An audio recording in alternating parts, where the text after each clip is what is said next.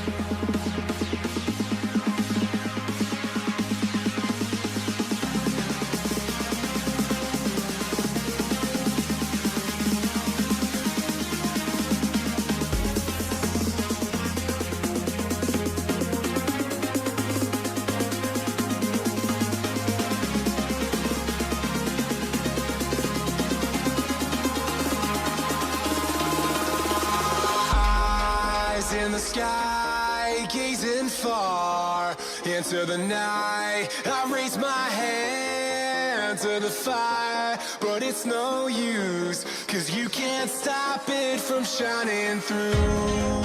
It's true, baby, let the light shine through. If you believe it's true, baby, won't you let the light shine through for you.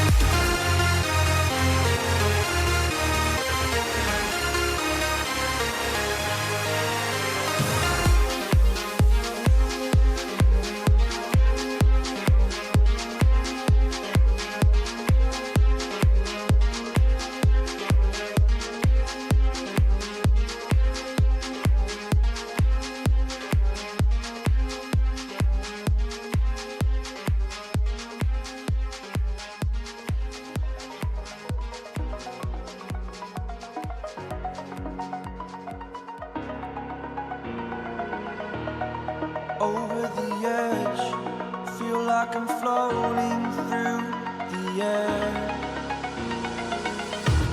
The pain I felt is paid for, all is said and done.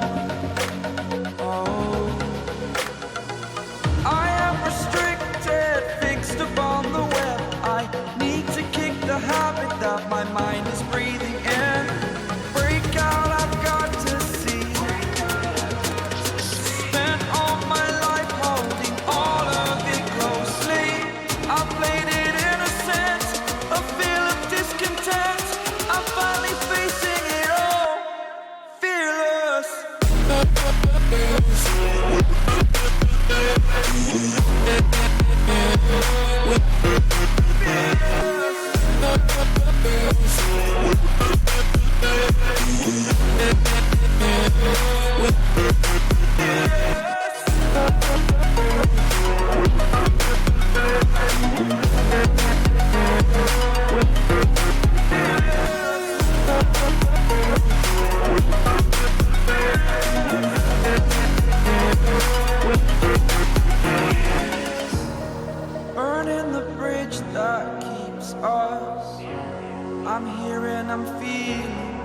fearless. Exaggerated, that's what you assume.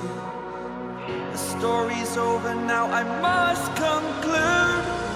I am conflicted, watching where I step still, hanging in the balance, not the life I want to live. I want to take it all, standing tall, fear outweighed the person you are.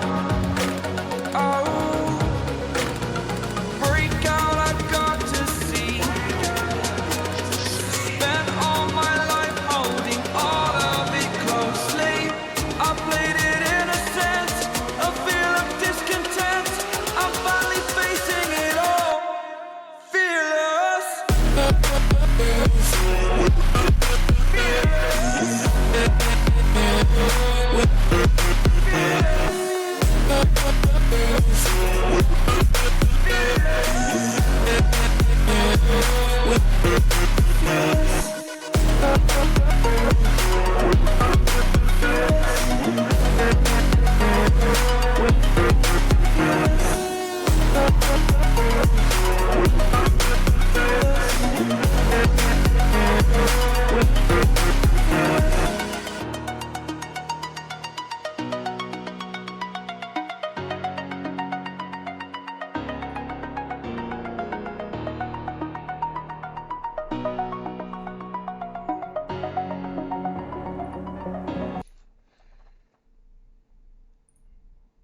Hey guys, welcome to the Elite FPL podcast, and today I am not muted, which is good, and welcome everybody in chat. And today we're going to talk about a few things. There's a Liverpool game on at the moment now, and we're going to obviously keep an eye on that. There's some interesting developments with Liverpool defenders, but I want to say hello to the usual members of the Elite FPL community in chat. We've got Chaban, we've got Alex Summerson, Carl Kirsten, Sultan Saeed. We've got John Paolo is in chat as well. Resi Desi 11, Fast and Bulbous is in chat. Daniel Jarman, One Rovers Vlogs, Tal Cole, Leozzi 2. Welcome Nuno Santo. Welcome all of you guys. FIFA Tom 66, Dalvin Vaz. Oh, guys, you guys are awesome. We've got Yassine Klush. Is it Yassine? Long time community member there, back in chat as well with us. Gutam. John Harris is in chat. Jason will mute at some point for sure. Well, this microphone I've actually got won't allow me to mute conventionally. I have to do it via the software, but we won't go into too much detail. But I am drinking out of my prestigious Elite FPL mug, which obviously the logo is going to be updated this year. So we're still going to do these Manager of the Month mugs for the guys in the Elite FPL Community League. So nothing to do with the Cash League. This is all about you guys in the Community League. If you're not in the Cash League, you're still going to win a mug. But with the updated logo on. I just want to talk to you guys about the Tap Tap Sport promo that I released last night. If there's any questions, fire them away. It's pretty straightforward. It's a free-to-play game. You guys sign up for it using our code. The code should be in the description box. If not now, at the end of the stream, it will be anyway. But you can find that code on the previous video, and you get entered into a monthly £100 jackpot prize for getting the most correct predictions. It's really, really, really, really straightforward. And I'm just excited to try and get as many people signed up for that, because the owner of the website has said the more people that sign up to it, he's going to raise the actual jackpot amount. So it could go up £100, it could go up to £200, it can go up to £300, could even go up more. It all depends. So if we can try and get as many people signed up to that, it's going to benefit you guys, and it's completely free, no catches. And we just want to get as much back, give as much back to you guys who've supported the channel for so long now, and that's just the start. It's just the start of things to come, really. We're in the Discord at the moment. I know we've got a few people in the waiting room as it stands. If you guys want to jump in, feel free. We'll be getting callers on to talk about their teams. We'll talk about Liverpool. We're doing Rate My Teams every now and again, but it's not going to be centered around that. It's going to be more to do with what the news and current affairs in FPL at the moment, and just get some comments read out as well, to keep you guys involved. But Steve-O has got an announcement to make for the actual Elite FPL community team that he's going to be putting together from popular picks from you guys, and seeing how well your picks fare in the actual FPL game. So Steve-O, do you want to go ahead and explain this community team for those of you who don't know? Yeah, good evening, Jason. Good evening, everybody. Before I go on to that, Yassine making the point here that Liverpool are 2-0 down. Quite a lot of people are thinking, do we get rid of Liverpool defence? And I'm just looking at the team right now. It's looking pretty strong in defence. And barring Mignolet, you would think that the back four would be their starting back four, basically. In Trent Alexander-Arnold, Matip, maybe Gomez, but whatever. Van Dijk and Robertson, and I make this joke all the time on my solo streams. You all know what's going to happen on game week 1. Norwich will score at some point, and all these people with double, maybe triple defence of Liverpool will be smashing their phones, ripping up the papers, thinking, why on earth did they not listen to what Steve-O had to say, which is basically just stick with one Liverpool defender. But yeah, interestingly enough, talking of, so going on to this elite FPL community team, so we've been banging on about this since, well, basically the end of last season and moving into this season. And like we said, what we're going to be doing this time next week Sunday, so get it in your diaries, next week Sunday, which is the 4th of August, myself, Jason, and hopefully Dan will be able to do a live stream with you guys where you get to vote for who you want in your basically elite FPL community team, which will be representing us. More specifically, it won't be representing us just in the overall rankings. It will also be representing us in a mini league that was set up by a correspondent for the Planet FPL guys. And basically, we're going to be up against all of the big YouTubers and Twitterers. Content creators. That's yeah, what you have to. out there.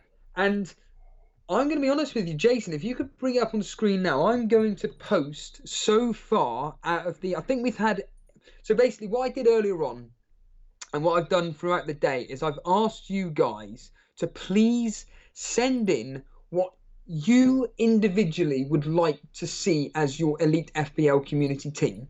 It has to be as a 4-4-2 formation, which we've already voted for. It needs to be a set and forget goalkeeper. And then you obviously have to be within the £100 million budget.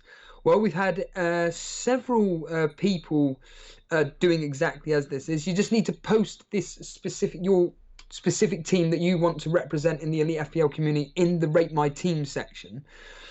Well, I'm going to post it up again in the Rate My Team section, Jason, because this so far is the team with the most popular votes. Okay? So, barring Tielemans, which should be Kevin De Bruyne, every other one of these players has basically got the most votes. So I will read out the votes so far. Now, I'll go into the reasons why I'm doing this. I don't want anybody. I saw somebody commenting in there going mental about the fact that why have you chosen Tielemans and all this? It's like, well, this is based on votes. You know, if you want to get involved, you need to start sending in what you feel should be the elite FPL community team based on a 4-4-2 and a set and forget goalkeeper, and then we can collate. What I'm doing is I'm collating all the data. Here we are. There we are. Daily Llama. There it is. I'm going to be collating all the data together. So then when it comes to next week Sunday, Jason can then put a poll up within the Discord group, and then you get to pick which players you want to represent the Elite FPL community team. So you're all going to be voting. There's no excuses to not get involved. And then we're going to be able to break down specifically who we want. So, for example, let's just take this team as an example. So the most popular picks, as Jason has pulled up on screen at the moment, as chosen by several teams that have already been posted so far, are Matt Wright. So the set and forget goalkeeper combination of Ryan and Button. And then we've got Alexander-Arnold, Van Dijk, Laporte, Digne. And then it's a midfield of Salah, Sterling, Tielemans, Fraser. And then up front, Wilson and Wesley. And then the bench of Dendoncker, Kelly and Greenwood. Now, I will admit that actually Kevin De Bruyne has actually received 5 team selections ahead of Tielemans, which only has received 4. The reason why I've had to put Tielemans in just for now, before anybody goes panic mode, is the fact that it's just to fit within the £100 million budget so I can get Wilson in the team as an example. But let's just take this as an example. What would happen next week is that apparently Napoli's got a third goal. What, against Liverpool? I think so. Yassine in chat is saying Napoli's third for Napoli. Now, I know we're not supposed to panic for pre-season because obviously the Liverpool defence must be a little bit rusty. You know, they're not up to full speed at the moment. But let's be honest, you know, I think the majority of people are going to have at least Robbo or Alexander-Arnold. Probably Alexander-Arnold is my preference. And you look for attacking returns. I would argue that I'll be more comfortable owning Alexander-Arnold for his attacking returns than his clean sheet probability. But anyway, sorry to interrupt. No, that's fine. So yeah, let's just take this simple dilemma as it stands at the moment. So we've got £100 million budget, obviously. We've already set the formation of 4-4-2, but you guys have voted to have in Kevin De Bruyne so far, but we can't fit him in the £100 million budget. So we'd have to then have a discussion live on air regarding, okay then, do we want to downgrade one of the defenders so then you can upgrade a midfielder? Do we decide to, just literally just say, no, we don't want Kevin De Bruyne full stop, we'll go with a cheaper midfield option, etc., etc. But the way really it is going to be working is all going to be based on a voting system, based on the amount of data that we receive regarding what you feel should be the elite FPL community team. So I'm just going to reiterate this point. I am going to be doing a live stream tomorrow evening. So I am going to be continuing. We are doing this streaming every day while I'm off on holiday. Tomorrow evening, I don't know when I'm going to be doing it, but what I suggest you do is hit that subscribe button, hit that notification button, and you'll know exactly when I'm going live because it will ping up on your phone. I'll obviously advertise it on Twitter and Discord, but it'll be sometime tomorrow evening. And I want you guys to send in as many, within reason, as many rate my teams from an elite FPL perspective, community team perspective possible, so that we can collate as much data. But please don't be sending in, like, I saw one individual, I'm not going to name them, that sent in a second version of their team. And it's like, we don't need to be trying to be clever. If you think that the elite FPL community team should be basically a template team, that's fine. You don't need to be clever and go, oh no, I think we should have J. Rodriguez and Aubameyang up front. Yeah. Let's all just calm down. Just please take it seriously because there's only so many. What about Ceballos? What about Ceballos? Yeah, Ceballos. Ceballos, Caballos, Ceballos, whatever. No, it's Ceballos. Yeah, we want to make this as special as possible, and we want you guys to represent this podcast. To see how far really we can get, not just in the overall rankings, but to win that specific mini league that has been set up by Stephen Toomey on Twitter, and his Twitter account is so it's Stephen Toomey and it's at 6th goal. You'll recognise him when you type in him on Twitter. And he set up a mini league where it's going to have various content creators on there, and you guys are going to be representing us. So however you play it is up to you. Yeah. Me, Jason, Dan, it's got nothing to do with us. We are going to be giving you the information. You just have to vote. And if you don't vote, you can't complain. Absolutely. Thanks for giving a breakdown of the actual community team there, Steve-O. Obviously, you guys are probably going to keep us posted with the situation going on at Liverpool this evening. And apparently it's Ceballos is how you say it. Yassine in chat is saying... lads, please look at my team. It's very, very important. I'm sure it's very, very different. I thought you said important. Niall, have you posted it in Discord?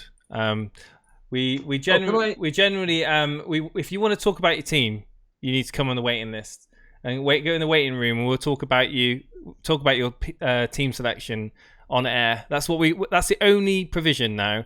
We've got a lot of people asking for us to discuss their teams and rate their teams. We're not trying to do that. We want to discuss your teams on air. So if you can do that, it'd be great.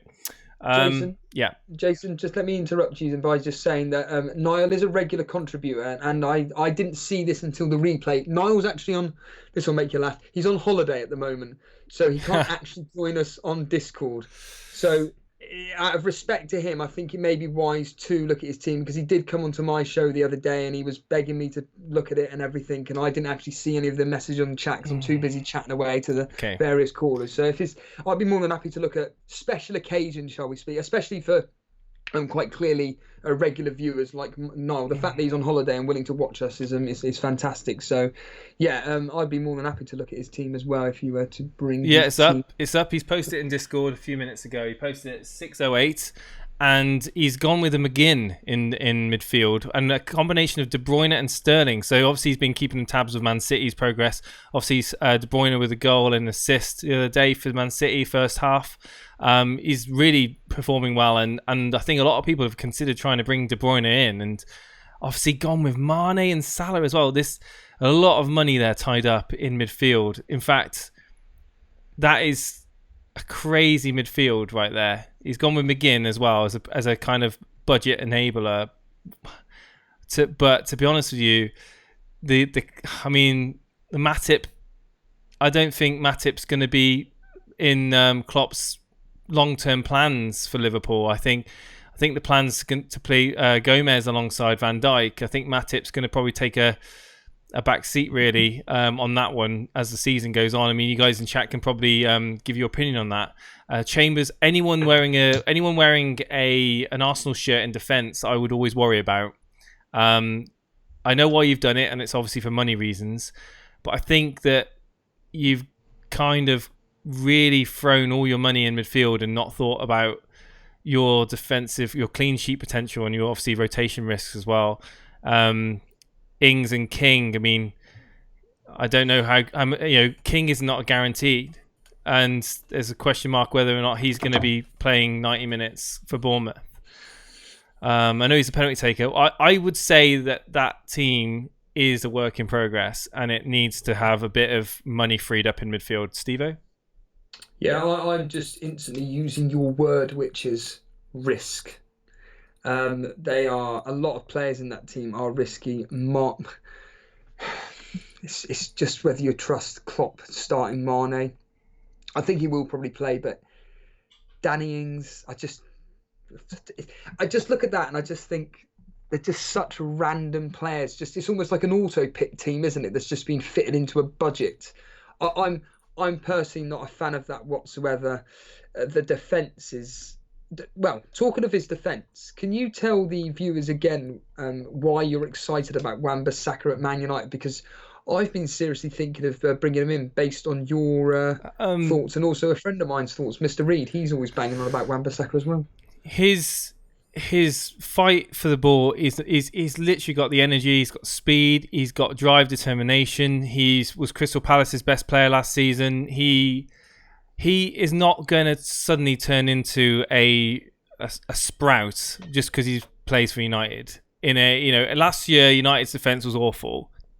I'm not going to lie, but I got a feeling that now I just think that there's an added bit. I think if United sign a centre back, or if Lindelof and Bailly, can get together, I don't like Jones and Smalling, and I'm sure that Solskjaer knows that they're not his best centre back pairing. Well, I hope he does anyway. I just think that I just got a good feeling about Wan-Bissaka. I mean, we saw him in pre-season just bombing down the right hand side. He was getting really advanced and throwing crosses in, and I just think that he's going to be in for bonus points.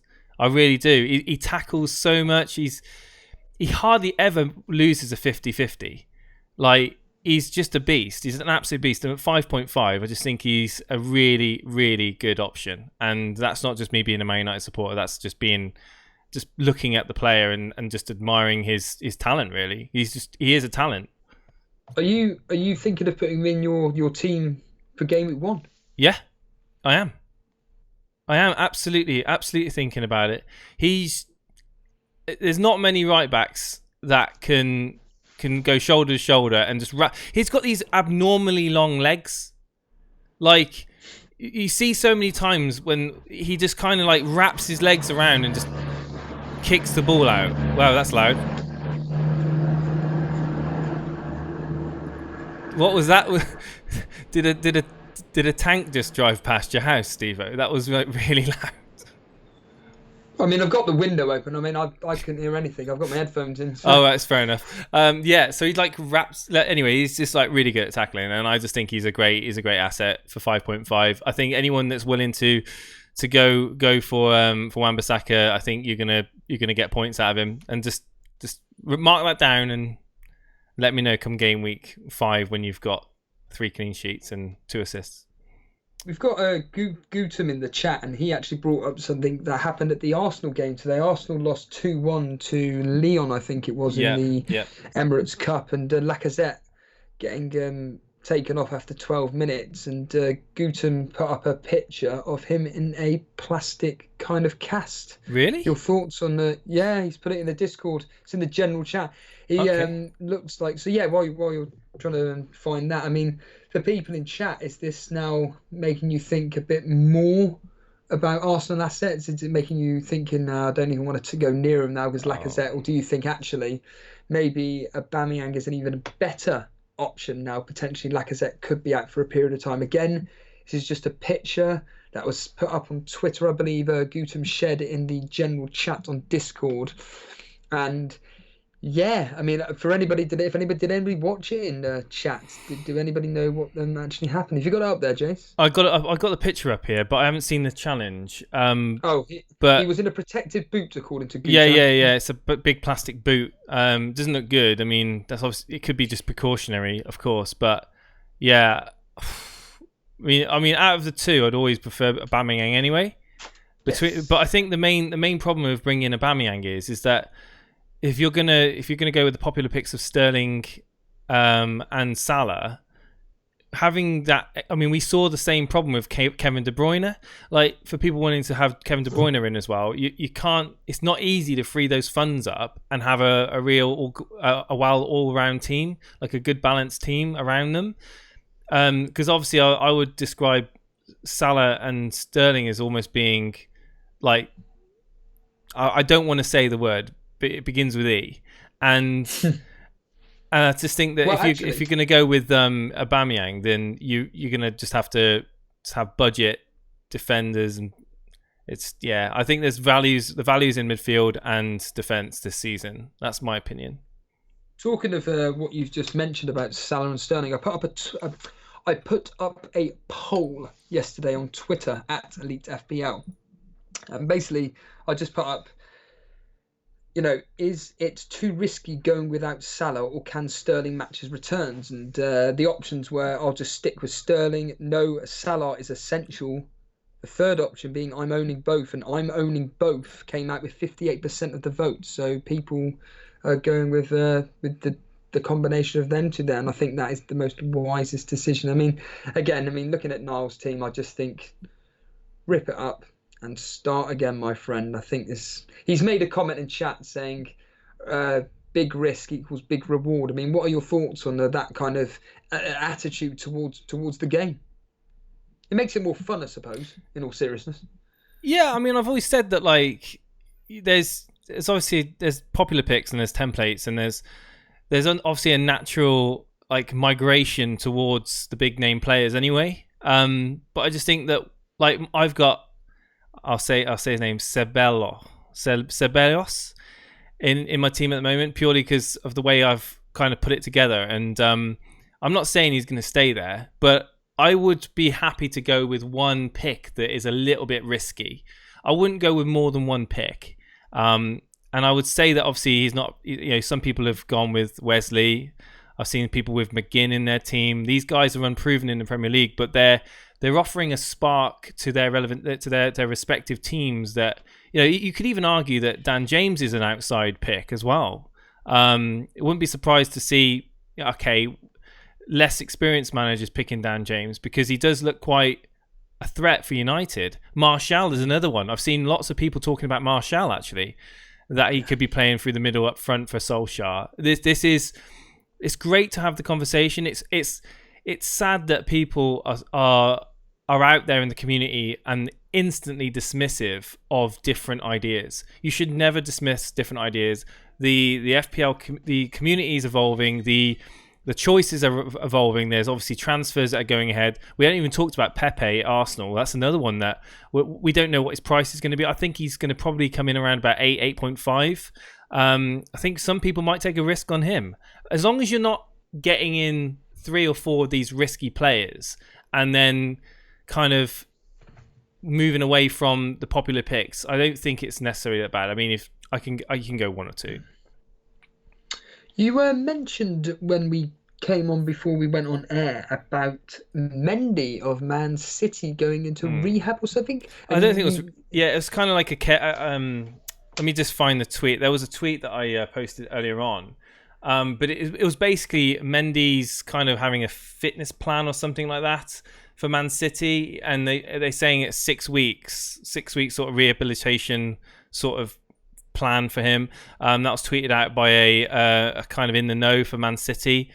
It's quite well thought of, and it kind of draws the spotlight on Zinchenko being the key man for City on that left hand side.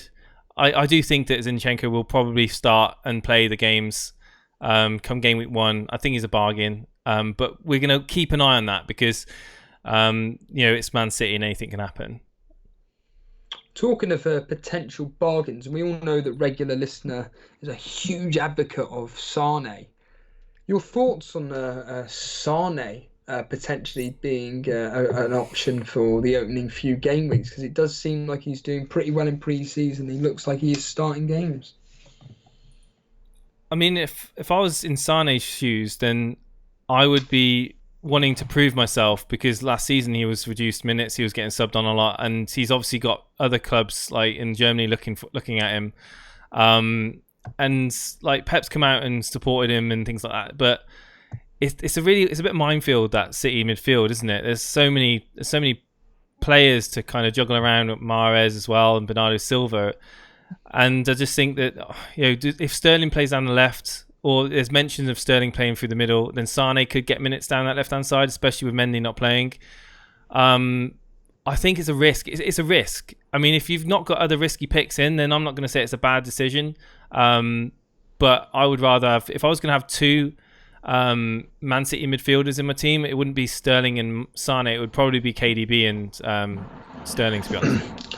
Well, talking of risk, we have on a Nurag B in the waiting room, and I've just picked up his team, and I'm telling you now, this looks like a bit of a risk, and I know that the people in chat will their eyes will be bulging out their glasses, or their lenses falling out when they see this particular team. Do you want to get on a Rag B? Yeah, of course. All right, Anurag B. There we go. So he's currently got his headphones muted and his microphone muted. So hopefully he'll unmute himself. I've dragged him in now anyway. So Anurag B, are you there? Can you hear us? You need to unmute your microphone and headphones, buddy, and turn off the stream if you're listening to it. I'll give you a few moments to just do that. Hello, Anurag. Yeah, I'm here. Hello, how are you doing? Welcome to the Elite FPL phone-in. So we got your team on the screen at the moment. Anurag, is it Anurag? You need to stop listening to the stream and listen to me on Discord. Yeah. Yeah, he's listening to the stream. He's not.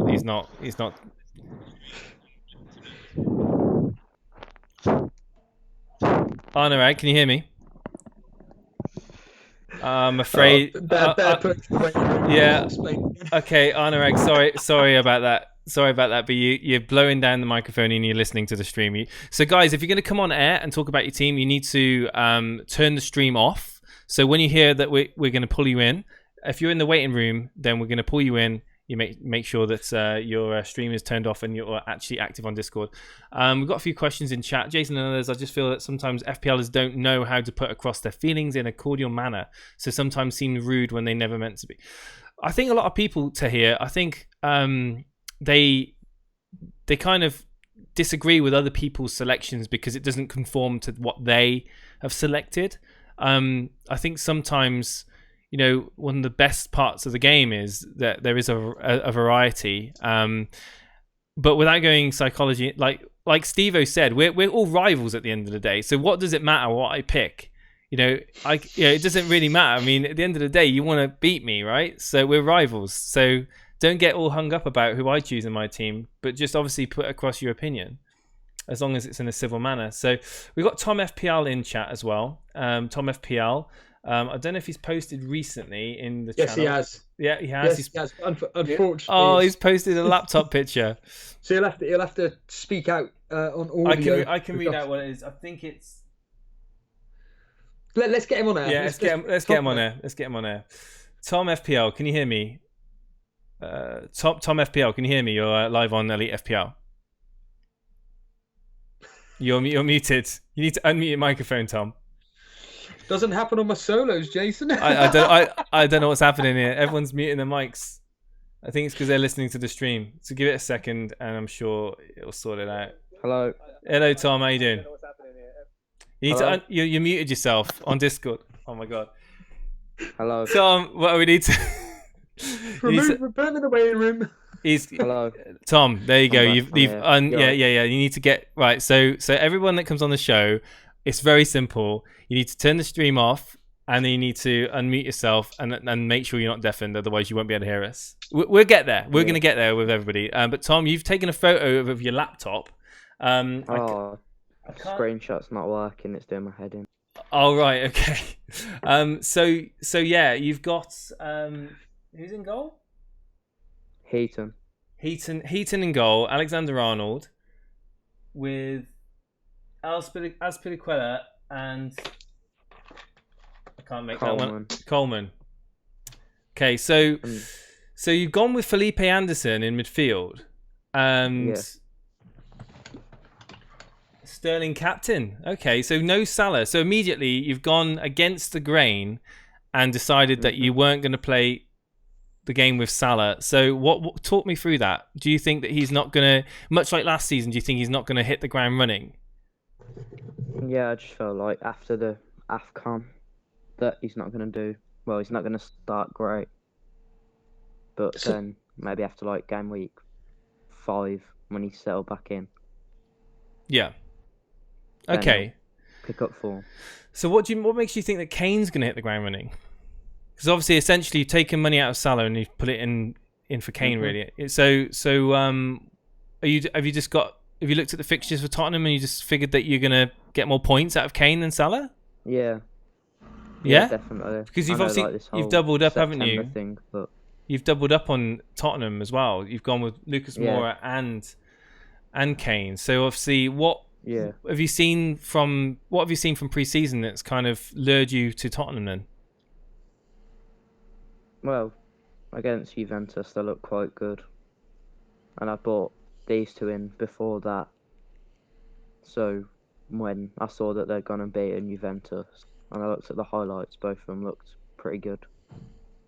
Okay, yeah. Okay, fair enough. So have you got any plans, like if it doesn't work out, how are you going to be if Salah decides to score big against Norwich? Have you got any plans for Salah, or are you going to just hold out and you're going to stick to your guns come game week 1 if it doesn't work out? What's your tactics on this? Well, I reckon Kane will probably be like in my team most of the season. Okay. He might come out like if they've got 2 difficult games in a row. I mean, looking at the fixtures, they haven't. Yeah, the interesting thing, you've gone with a 3-5-2. I've not seen many teams going with a 3-5-2 actually. So would you say that you can make up those points that obviously people have gone with 5 at the back and 4 at the back, assuming that defenders are a good way of, getting some attacking returns as well as clean sheets? You feel that the selection you've gone with, obviously Fraser, I mean, you've got some big hitters there. You've got Fraser, Sterling, Felipe Anderson, Zaha. If he stays at Palace, it'll be a good pick. Yeah. He might even go to Everton. I want him to go. You want him to go to Everton, yeah? Okay, yeah, so because otherwise I'd have Sigurdsson or Richarlison and probably lower Azpilicueta down to. Yeah, it's a lower entry into that Everton team. I can see where you've done it. I mean, it is a risk going without Salah, but last season, a lot of people were paying off with having Mane in over Salah, so it's against the grain. I like it. I like the thought process behind it. I do think that Kane will kick on well. I think he's going to start the season well. I just can't afford to get him into my team particularly, and I think that the value between Salah and Sterling is kind of just slightly persuades me to keep him out of my team and opt for a cheaper alternative like Wilson, which you've also got in your team. So yeah, I mean, you've covered a lot of bases there. You have covered a lot of bases, but you are a little bit light in defense. But if you're going to get To this be point, honest, if you're I'm going to get just this, going for yeah, attacking. you've gone for attacking returns. I can see it. And Josh, I think I read a comment from Josh Ben wanting to know what our history is, because we're talking about obviously we're talking about FPL and giving our opinions. I finished just outside the top 1,300 last season, and Steve-O finished just outside the 20,000 the final few weeks. Steve-O's got a little bit better history than me, just a little bit. I've got no history. but yeah, Steve-O, you must see the team in front of you, Tom FPL's team. Can you make out the players? We've talked about a few of them. Yeah, well, it's more something I picked up on what you said about a 3-5-2 formation. I actually think FPL Booner's in the same kind of camp as me. I think 3-5-2 is probably one of the more better formations to choose from. I think so long as you're going with three, I like to play it with three premium defenders, from obviously teams that are going to be challenging for the top four. Usually you're talking the Liverpool, Man City, give or take, and maybe at a push Chelsea and Arsenal. But yeah, I like it. I like the Felipe Anderson pick. I think once they get past Man City, they've got a wonderful set of fixtures. The double up in Tottenham. Yeah, I'm not a fan of Harry Kane. FPL Booner, who's obviously a huge Spurs fan, is not really that impressed by Kane. I'd probably downgrade Kane to whoever.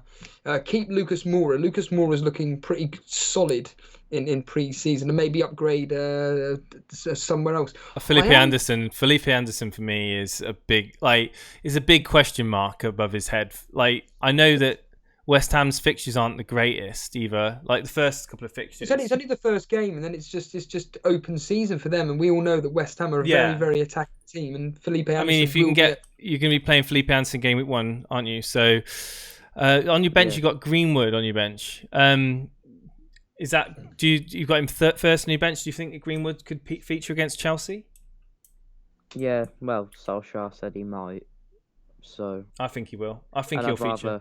I'd rather him play than Balbuena and have the chance of City. I'll be honest with you. I'd rather Greenwood play than Felipe Anderson, only because I saw what happened last season with people that own Felipe Anderson. I just think that game week 1, I think Man City. I don't know how much possession they're going to get in that game. I think Felipe Anderson, he kind of drops deep and runs into dead ends. That's what he seems to do against top teams. He was doing it last season, and it was really frustrating. Obviously, with him and Arnautovic as well, a lot of people got stung a little bit by West Ham. But obviously now they've got Haller. That people have been raving about Haller as well. That's another pick. I could always drop Kane down to him. Yeah. Take out Felipe Anderson. You could do that, yeah. Salah if I wanted. Yeah, you could do that. In fact, if you were to do that, I would like that team more, personally. Yeah. But thanks for coming on, Tom. I appreciate that. Jason, Tom brought up an interesting point about Salah being potentially not on it, basically, based on what he saw in the African Cup of Nations. I mean, what are your thoughts on this fear that Salah's just not going to be at it, or do you not worry and it's at the end of the day it's Salah? You remember last season, Steve-O, when I had Salah in my team, I think at the point where you and Dan had both transferred Salah out, I think, and you had Mane, and I had Salah and Mane, and it was getting to the point where I was getting really frustrated with Salah not returning. And sorry, just to give you a bit of history, I actually listened to the exact podcast when I was just listening back to the replays, where you finally benefited from Salah's points once after staying so long with him. Yeah, so I mean, I'm an admirer of Salah. I know that he kind of lost his shooting boots, and everyone was transferring him out. A lot of content creators and forums were just talking about that he isn't worth the money, and I just stuck with him, and it paid off. And I think in the end, I mean, we saw the previous season how good he was, and he still the second half of the season, he still went crazy against Bournemouth, and he really kicked on and was a vital asset. And I think that at the end of the day with Salah, you really are risking not owning him because he's owned by so many people. Everyone will say the same thing. He's owned by like such a high percentage of the game. Come game week 1, can you really afford not to have him in your team? That's the question. And if you can turn around and say, yeah, I feel like Harry Kane is going to outscore Salah in the first 6 game weeks, looking at fixtures. If you comfortably answer that question, go with your gut. We've been talking about it all last season, where we would say, like, I held on to Salah because of my gut. There was everything was telling me, all of the underlying stats, the eye test, everything was telling me that I should be transferring Salah out of my team, but my gut feeling was I should keep him, and I kept him. And eventually the points came in. Don't be in a rush to just do those transfers. We just had a look at Barkley from Chelsea. Because with Loftus-Cheek injured, and I know it's signed Kovacic, but Barkley, I think he scored today. Well, just to interject, you say Barkley scored today. Mason Mount got two. People are very, very confident that Mason Mount could be that number 10 person that Chelsea have been crying out for. I mean, it's one of the two at the end of the day. I don't think he'll play both of them. Would you consider bringing a Chelsea midfielder into your team? Obviously, you've gone with Chelsea defender, haven't you? So. Doubling up in Chelsea, we don't know how they're going to kick on. I mean, first game could be a tough game against United. I just think that I'm going to wait and see. 3 of the top 6. I'm going to wait and see on Chelsea. That's me anyway. But Mason Mount could be an absolute bargain, a great way into that midfield. But Tom, thank you for coming on. We're going to just bring in a few other people now and speak soon. No worries, buddy. Right. You take care now. I think we got to get in John Harris. John Magic. Who's LFC Mert 27? He's in here. I don't know. You dragged him in. Anyway, so we're going to bring John Harris in. Who's LFC? 1 second. Oh dear, the tech guy is having issues. Everybody. Oh my god! Why am I in here? Oh. I'll do it, Jace. I'll get rid of him. There we go. He's gone. Right, so John Harris. John Harris, are you there? John, are you there? Hello, John. How you doing? You right? Hello, guys. How you doing? Yeah, right. Hello, Steve. Hello, Jace. All right. Good evening. Good Hi, evening. everyone in chat. How's it going? Yeah, we're going really well, thank you. So, John, have you posted your team in the? I've got it up on screen. I did. What time did you post post it? What time did you post it? About 3-4 minutes ago, I think. Yeah, 1832, Jason. Got it all up on screen. A 4-4-2. Yeah, I've got it. Yep. Yeah. So Matt Ryan in goal. Walker Peters. This is another Walker Peter pick. So you've been listening to our friend Boona by any chance? I did send him a sneaky message the other day just to see how much of a nailed-on starter he would be. I think he's just great value at that sort of price. Okay. 5 million. Yeah. The first couple of game weeks, maybe a clean sheet. Plus, there was that one game, wasn't it, last season where he got 2 assists, I think. So he got a hat trick. Yeah, it's got. That sticks in my mind. I just think I've toyed with a couple of different drafts with double Liverpool, double Everton defence, even double City. But I want to spread my sort of options in defence now. I think that's probably the better way to go. Spread your options. You know, it makes it more fun on the weekend, doesn't it, to keep an eye on all the different teams, possibly getting a clean sheet. I think Walker Peters potentially could be an absolute steal at 5. So yeah, he's going in. Ryan, I'm not very happy with, to be honest, but just because he's so cheap. I have toyed with Pope. I have got options. Pope, yeah. To be honest, Edison would be my number 1 pick. Yeah. But obviously that extra 1.5 million it's gonna sort of you're gonna have to.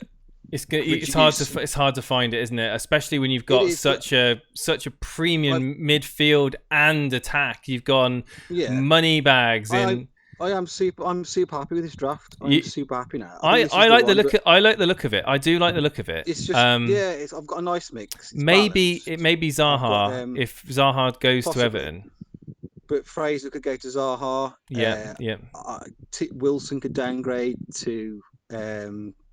Wesley. That free King. You could go King. Or you go Wesley. I think to be honest, I think that Fraser and Wilson are there just for those first few game week fixtures. I think. Are you 100% on Kane as your captain then? Because you've got Salah staring at you at home to Norwich. Yeah.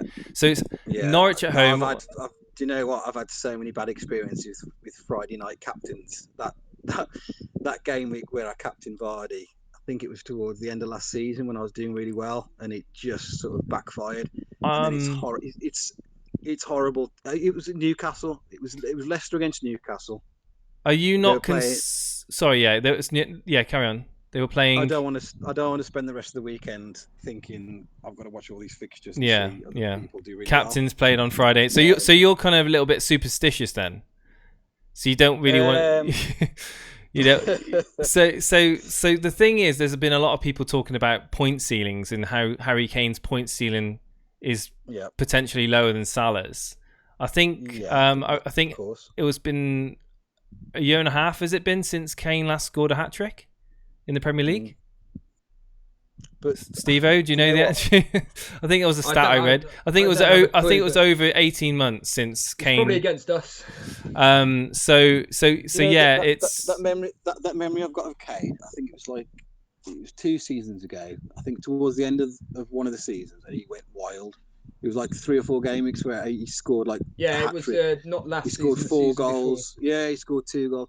He's got the most potential out of any striker just to go absolutely nuts out of anyone. So I think this is the season where Kane comes back. I honestly think he's going to get 25, 30 goals this season. And I've toyed with him out of my team, and every time I look at my draft when Kane's not in it, it's that fear factor. I don't like it, and I know Sterling's obviously not in my team, but I'm just hoping De Bruyne can stay fit. He'll cover, hopefully, my points with having a better, stronger midfield and defence. That 2.5 million difference between De Bruyne and Sterling's a lot.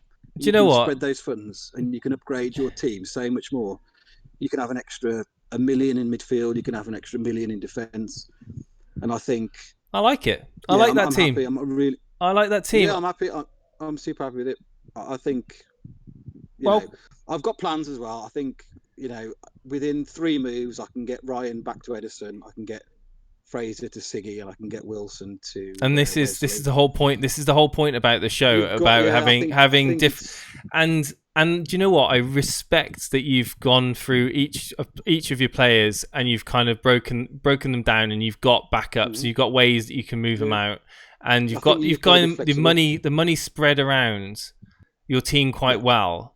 The only thing I will say is that you're going to have to do 2 moves to get Sterling in. But I'm going to take it early on. Well, you don't know. You don't know for sure. But you see, I like the balance. And Steve-O, I think you probably agree with me there. You don't agree though with notorious nerd that actually Sané's a better pick than De Bruyne, and the fact that Sané could and can easily match, if not better, point scorer than Sterling. Possibly, but I just like the fact that I know with De Bruyne, when he's fit, he's going to start every game. I honestly think that. I don't think Sané is nailed on every game. He might come on for, he might play the first half, he might come off, he might play 60 minutes, he might come off. I honestly think De Bruyne will be there for 90 minutes, which gives you that extra time to get the extra assist or a goal or something. Sané would be, he'd be more of a differential. I don't know what his percentage-wise is. Have people not learnt their lessons from last season though? Like owning Sané and the triple captain fiasco. I mean, I just think that I think KDB's got his place in that team with Pep. Like pretty much nailed down. If he's fit, he's the first name on the sheet. Yeah. If he's fit, and my worry would be that Sané would play 30 minutes 60 minutes, not the full 90. That would be my worry. Especially with the variety of players that Pep's got at his disposal in midfield. But I can definitely see why people are talking about Sane. He's had a great pre-season. We don't even know. Well, it's likely he's going to stay at City, but there is a chance he'll move away. If De Bruyne gets injured in the first game week, it's an easy move, isn't it? Just take him out and put Sane in. Same price. Mm-hmm. Think about it. But yeah, I'm Excellent. super happy with this team. It's settled. Kane captain. I've had Kane captain for pretty much as soon as I made my draft, and I'm going to stick with it. I just think he could get at least maybe a goal or maybe a brace against Villa in that first game week. I agree. So, you've got to go with your gut sometimes. If I swap to Salah and Kane and Salah say got 1 assist or 1 goal in that first game week, and then Kane went on to score 2 against Villa, I'd be so gutted. So, I'm going to stick with my gut. Stick with Kane as captain. Salah's there as a nice option. I mean, the thing with that team is I haven't got the other headache of having Sterling as a captain pick. It's pretty much going to be Salah or Kane for most game weeks. So the interesting, I like not having too many options as captain.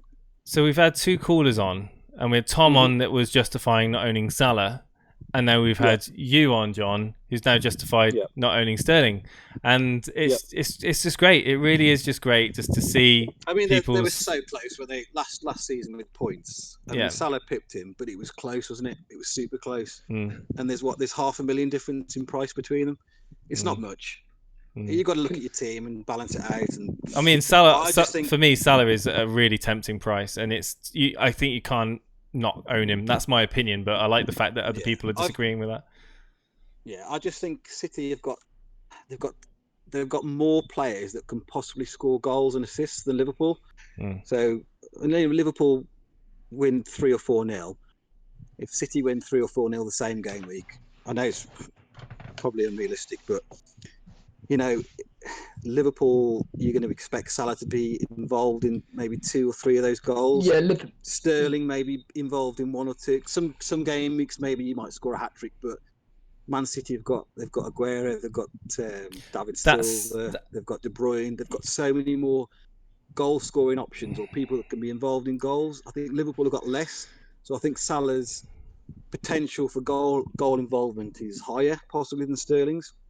I think you mentioned his name, Aguero, and a few absolutely. He's the forgotten guy this season. The most overlooked player. I haven't seen him in many drafts at all. And the odd person, I do forget who it was who mentioned it, but was saying, "What about Aguero?" Every stream we always get one comment saying, "What about Aguero?" No one's talking about Aguero. I mean, Aguero could easily be. I mean, it could easily be the first wild card. Everyone's going to be panicking because Aguero started the season absolutely on fire. I can honestly see it happening. But game week 2, he got a hat trick last season. Honestly, game week 2, and I captained him, and then it just skyrocketed my actual overall rank, and that was it. I'm going to be very interested to see how much of the total game owns him. If people are brave enough to sneak him in, they could it could be a massive differential if they captain him as well. Yeah, but it's one of those ones, isn't it? You want to spread your budget as wisely as you can. If I knew that Aguero was going to be starting every game and playing for at least 60 minutes, if I knew that, then I would probably bring him on my team. But it's that question mark. It's the same question mark that's on Sane for me. I mean, Sterling. I think that Pep demonstrated last season that Sterling is almost his first choice attacking midfielder, and he's been hinting that he's going to play him a more striker, sort of a left forward role for City, and it'd be interesting to see if he does, because I think that potentially out of position playing as a striker for City. We've seen him last season doing it, and he does well. He feeds off of balls from KDB, Bernardo Silva. He's really rapid in the box, getting those rebounds, and but Aguero. His finishing's improving every season, isn't it, Sterling? It is. He's getting better and better. But I do agree with people saying about if he was to be nailed on every game week, then I'd definitely be worried about not having Sterling. It's a big worry, but hopefully De Bruyne and having a better midfield and a better defence can cover it, and hopefully Kane does the business this season. Well, it'll be interesting to see if you keep that armband on Kane game week 1. Can you do it, John? Can you do it? Yeah. Anyway, it's been on there all season. I'm not stopping it now, mate. Anyway, John. Friday night, 7:00. Well, we'll be on air. We'll be on air for that. So we'll look forward to having you on sweating. You take care. Yeah, cheers, guys. Cheers, congratulations as well on your 1,000 subscribers. Thank you ever so much. Thank you, John.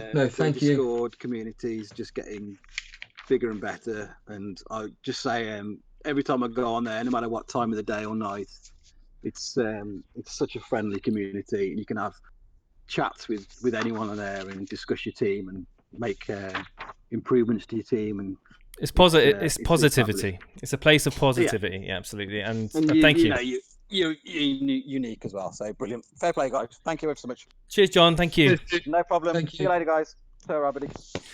Wow, John Magic or John Harris, live on air there talking about his team. Gone with the Harry Kane armband pick. No Sterling in his team. Going with KDB, possibly switching to Sane.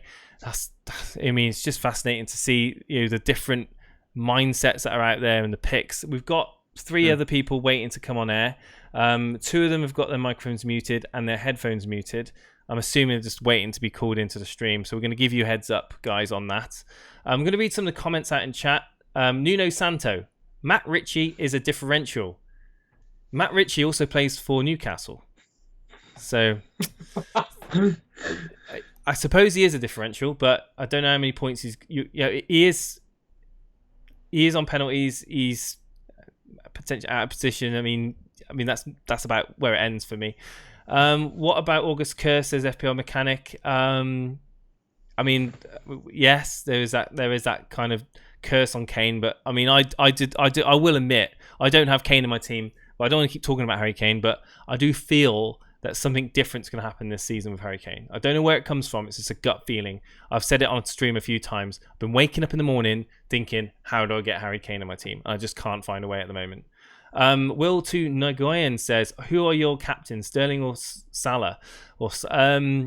I probably will play it safe and go with Salah, and I think with Steve-O nodding his head there, he's probably going to do the same. If I had Kane in my team, I would do what John's doing and captain him, because of what he said, that if Salah does nothing on the Norwich game, and also this negative chat about worried that Salah may not start versus Norwich, it's kind of playing into my thought process a tiny wincy bit, and I'm thinking Sterling, West Ham, that sounds like a lot of goals to me, so I'm thinking maybe captaining Sterling, but I'm probably going to end up bottling it and going with a. But when we do your tap predictor game, absolutely, yeah, you've kind of find out the history, and I will see if who the best option will be. Well, that's going to be interesting, because obviously next weekend we're going to be doing the predictions. After next weekend, it's going to be mid next week, isn't it? So yeah, it's going to be interesting to do that on air and go through predictions and see what the chat is saying as well. Obviously, we may have a bit more information by then as well. A lot of things could potentially happen: injuries, transfers, rumour mills, things like that. We're going to just read a couple more comments. Anurag, who was earlier on the stream wanting to jump into the chat, he's apparently brand new to Discord, so he didn't know what he was doing in Discord. So maybe speak to some of the guys in Discord. They will be more than happy to try and help you out if you're not sure with Discord. By all means, ask one of the community members. As well. Yeah, absolutely. We'll try and get you back on if you can sort your microphone out. In fact, Anurag, we'll drag you in now. Anurag, can you hear me? You're live on Elite FPL. Yeah, I can hear you. Yay, we got it sorted. You're a little bit close to your microphone. Can you just move your mouth a little bit further away, because we can hear you breathing? But Anurag, thank you for joining us on the stream. It's a pleasure to have you here. I've brought your team up, and wow! Yeah, I got an updated team. Oh, you've brought a new. Not he's brought a new one. Not the 5-2-3 one.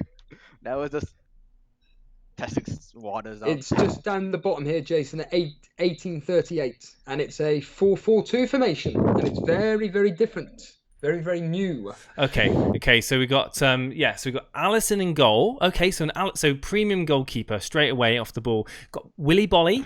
So Wolves not having the best of fixtures. Okay.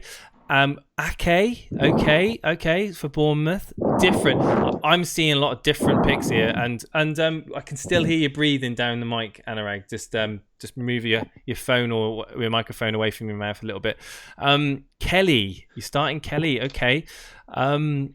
Lot of different picks here. I've seen you've gone with Zaha, Sigurdsson, Fraser, Salah as your captain, King, and Aguero. We literally just timed it perfectly. You've brought in Aguero. So Steve-O, you give me your impression on this team, because to me it's different. Yes, I'm hating the fact that you're going to be potentially starting Kelly. I mean, it's Crystal Palace. Crystal Palace are atrocious. We don't know if Kelly will start or not. It's a very risky 4 million pick, but yeah, I don't like Crystal Palace full stop defensive wise. The Aguero pick, we were just talking about him with John Harris just now. I really do like the fact that you've gone with Aguero. It's different. We all know his goal scoring prowess here. We all know that he will score a minimum of 20 goals per season. Sigurdsson, of course, the key man for Everton, and the fact that you've got Zaha and potentially going to be moving to Everton. They've submitted officially a £52 million bid to Crystal Palace, and the fact that, as Jason mentioned earlier, Arsenal have they've pretty much got this Pepe. It looks like either Zaha staying at Crystal Palace or would be moving to Everton. I mean, would you be more confident if Zaha stayed at Crystal Palace or if he moved to Everton?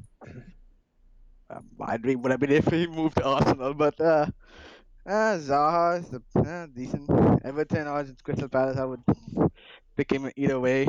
Mainly, I'm looking at whether another reason is the VR situation, whether VR comes into play, FPL penalties comes into play. I mean, I'm detecting a German accent. Am I right? No. No.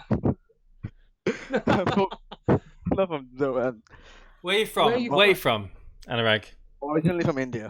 Yeah. Oh, okay. So Anurag, the thing is, I'm gonna do a Steve-O and say I don't like this team.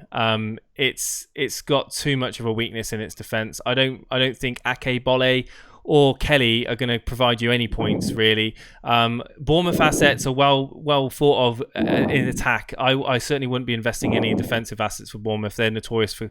Well, they did have 13 clean sheets last season, but I just don't rate them at the start of the season. I wouldn't be going with Ake personally. King is I did have him in my first draft. I think that King being on penalties is a decent pick, but there is obviously a bit of a potential of reduced minutes and slight rotation. The rest of your team in midfield are like Sigurdsson, Zaha, and Fraser, but I think the pick of Aguero. Who are your defenders? Not defenders. Who are your substitutes? Because I can't see where you might. How much? I have my bench is a Button, Diego Jota, Dedonker, and Lascelles. Seen, right? So you've got money in your bench as well. See, I was trying to work out where that 100 million's been spent. So you've got money on your bench. So I'm not a fan of having money on my bench. I tend to go with 4.544 really. And that's the way I play the game, especially at the beginning of the game when you've only got 100 million budget to play with. Did you say Diego Jota on the bench? Yeah. Wow, I mean I think that's the biggest risk in this team. Why are you playing Kelly over Jota? Mainly the fixes they have. I mean, they're playing. Okay, well maybe if you're thinking about fixtures, then maybe I'm not 100% yet on Aguero. You're not 100%. I'm not locked. The reason I'm not locked in yet is because the question is he going to? I mean, because they always have the capability to use, so they can have the rotation. Is potential of is he going to play at least first because of Copa America? So that's the way I'm right now putting him in, but I'm looking at potentially going either him or Aubameyang because of Lacazette's injury. Between him, so I can free up some money in other Okay. upgrade in other positions. Okay. Are you happy with your? So you're talking about Aguero, but are you happy with? So if you were to free up the money from Aguero, say you would downgrade it into I would obviously upgrade a little bit on my defense. Yeah. That was what I was going to question. So if you were to downgrade him, say to an 8, no, Lacazette is 9.5, right? yeah, 9.5. So yeah. Yeah, but Lacazette.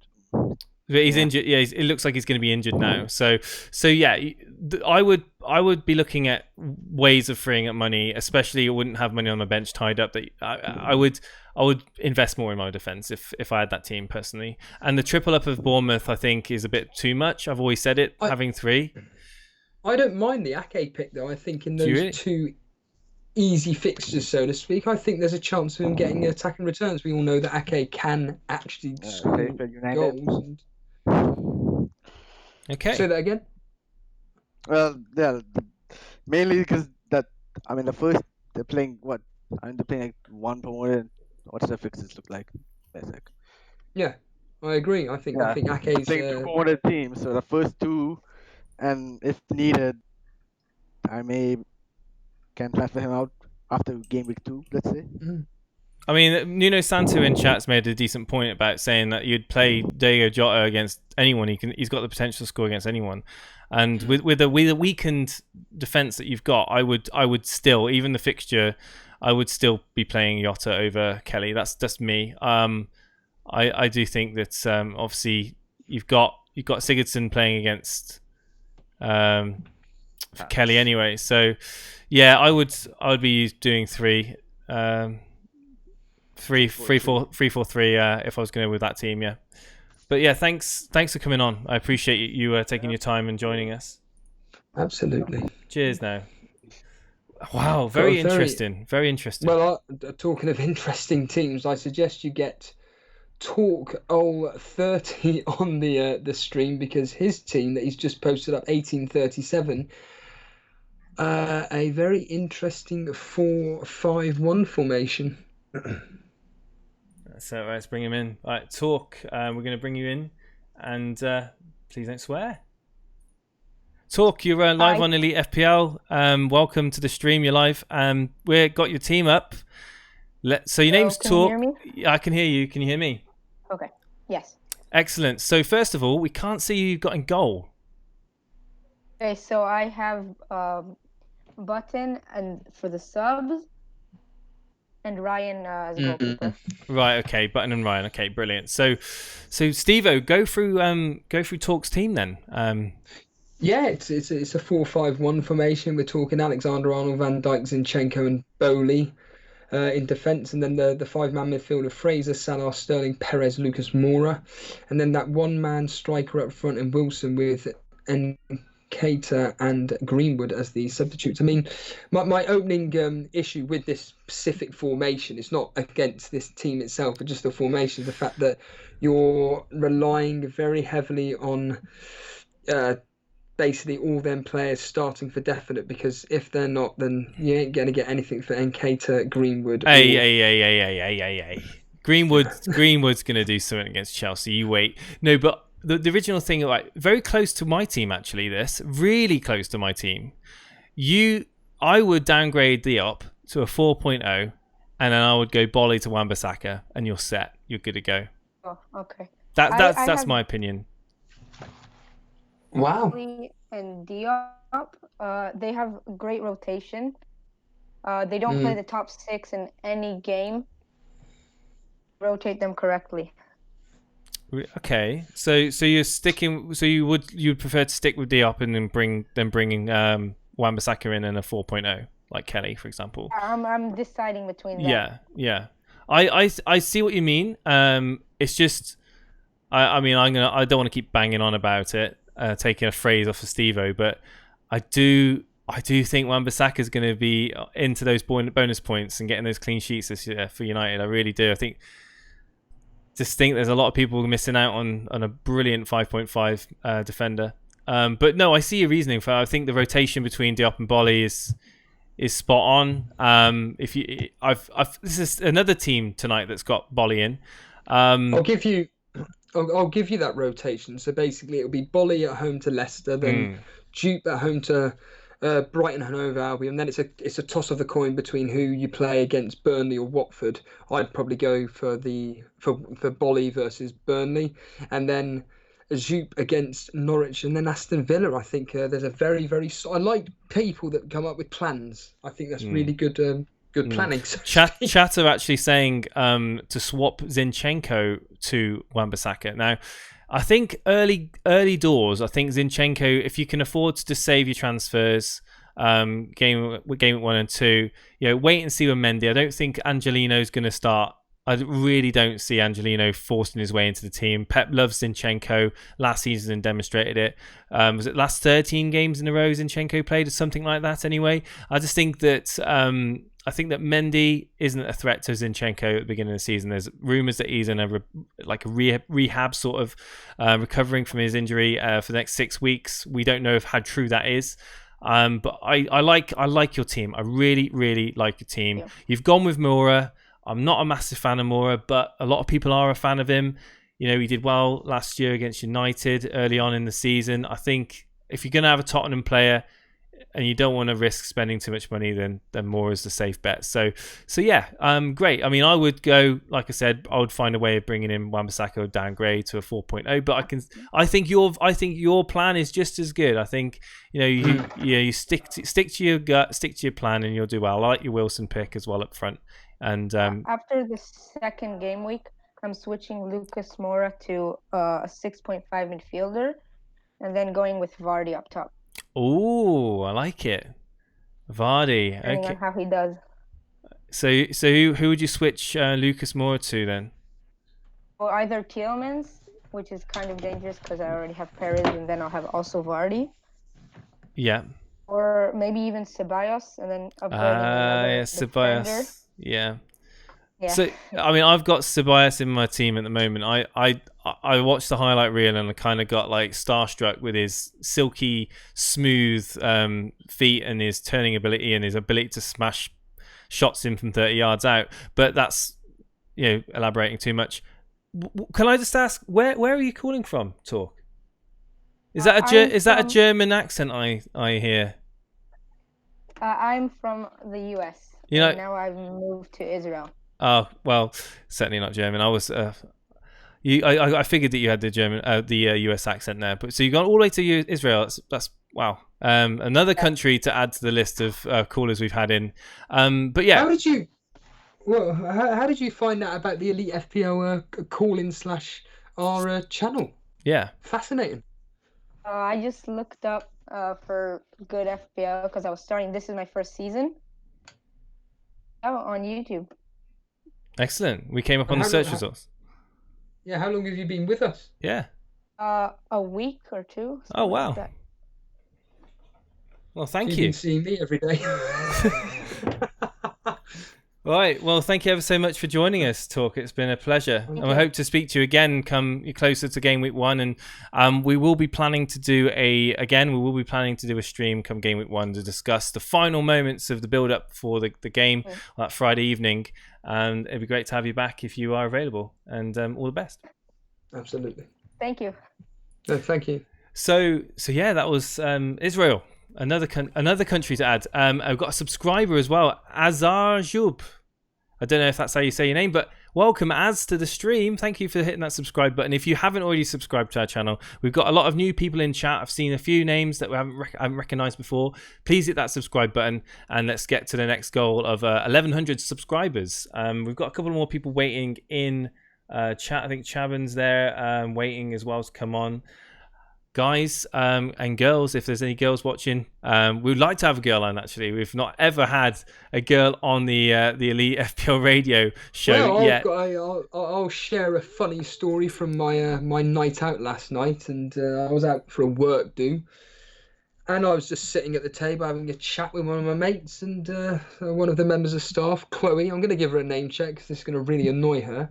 She come up to me and she went, "Hey, Steve, look what I've been watching." I was just like, "What?" And she basically went, "Look at this," and there was me sat on screen, and yeah, she's apparently been watching all our old material. So she don't watch any of our new stuff. Why would she? But yeah, she watches all the old stuff. So there we are, Jason. We have some form of a fan There we go. from the old season and everything. So watches all of our old stuff, but none of our current content. I like it. she said, I like it. She said that 3-hour-long streams are too long. Oh, okay. I don't think she's a hardcore fantasy football player, if I'm honest with you. You got to get used to those long streams. I mean, if we hit 10,000 subs, we're going to do a 24-hour stream. So there you go. Right, Yeah. let's bring Chaban into the Discord now. I think he's posted his team further back. Let's bring him down. Chaban, are you there? You're live on air on Elite FPL Radio. Yeah, hey guys, how's it going? I'm doing great, thank you ever so much. Chaban, have you posted your team recently on the Rate My Team area of Discord? No, not recently. No, I can do that though. Oh, you don't have to. I mean, if you've got a point you want to put across, you feel free. No, nothing. No, I was just coming on to have a chat with you guys. Just have a look at my team if you like. I've got 0.5 in the bank left, so I've got a room to play to mess around with things. So 0.5 in the bank. Any reason why is this for a potential future transfer that you've got planned then? Because not many people leave money in the bank. Yeah, well, it's you know, as with most people's teams, it's a work in progress. I could decide a number of positions I want to upgrade. I don't know which one just yet. So yeah, I've just left it in the bank for now. Okay. So yeah, I see you got Mason Mount in your team. Would you care to elaborate on that one? You saw the game today, I see. Yeah, well, I'm a Chelsea fan, so I've been following the progress, his progress this pre-season, and he's just looked amazing. I think he's nailed to start. Think he's going to cause Wan-Bissaka much trouble come first game of the season away at Man United? Yeah, he's going to turn him inside out. Well, I don't know. We'll have to see. We'll have to see. Even if he plays out, he might, like you say, he might play out on the left, so he might have to deal with Wan-Bissaka. Yeah. Alter my thinking a bit. We've got so yeah, we're going to go through the rest of your picks very quickly. There's nothing that really stands out other than Zuma. You say you're a Chelsea fan. Now I've read from a few Chelsea fans that Zuma's probably not going to be first choice. Would you like to disagree with me on that one?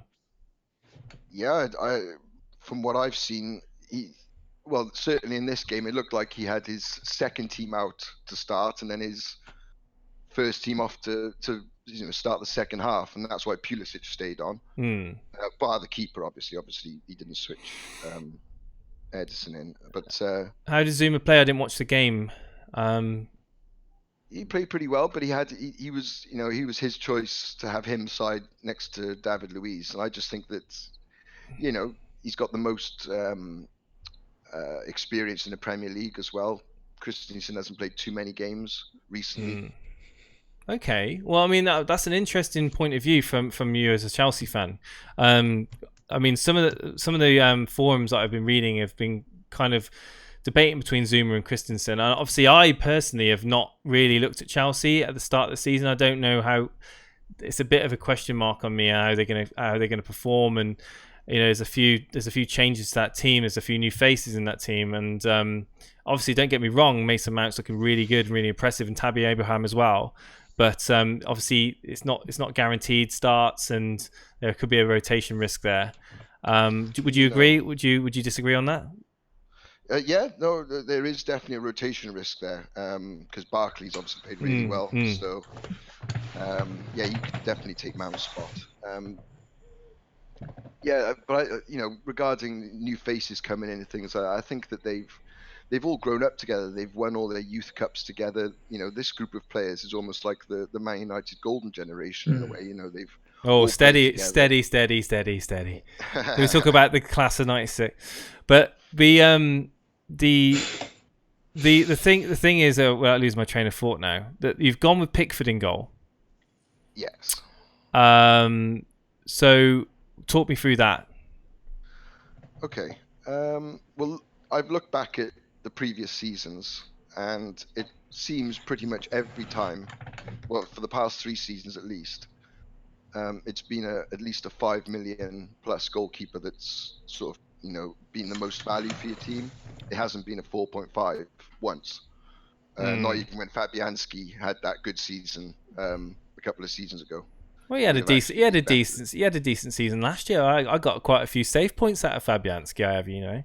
I know Pickford's got some good save points and obviously penalty saves, and I know there's a lot of value there with him.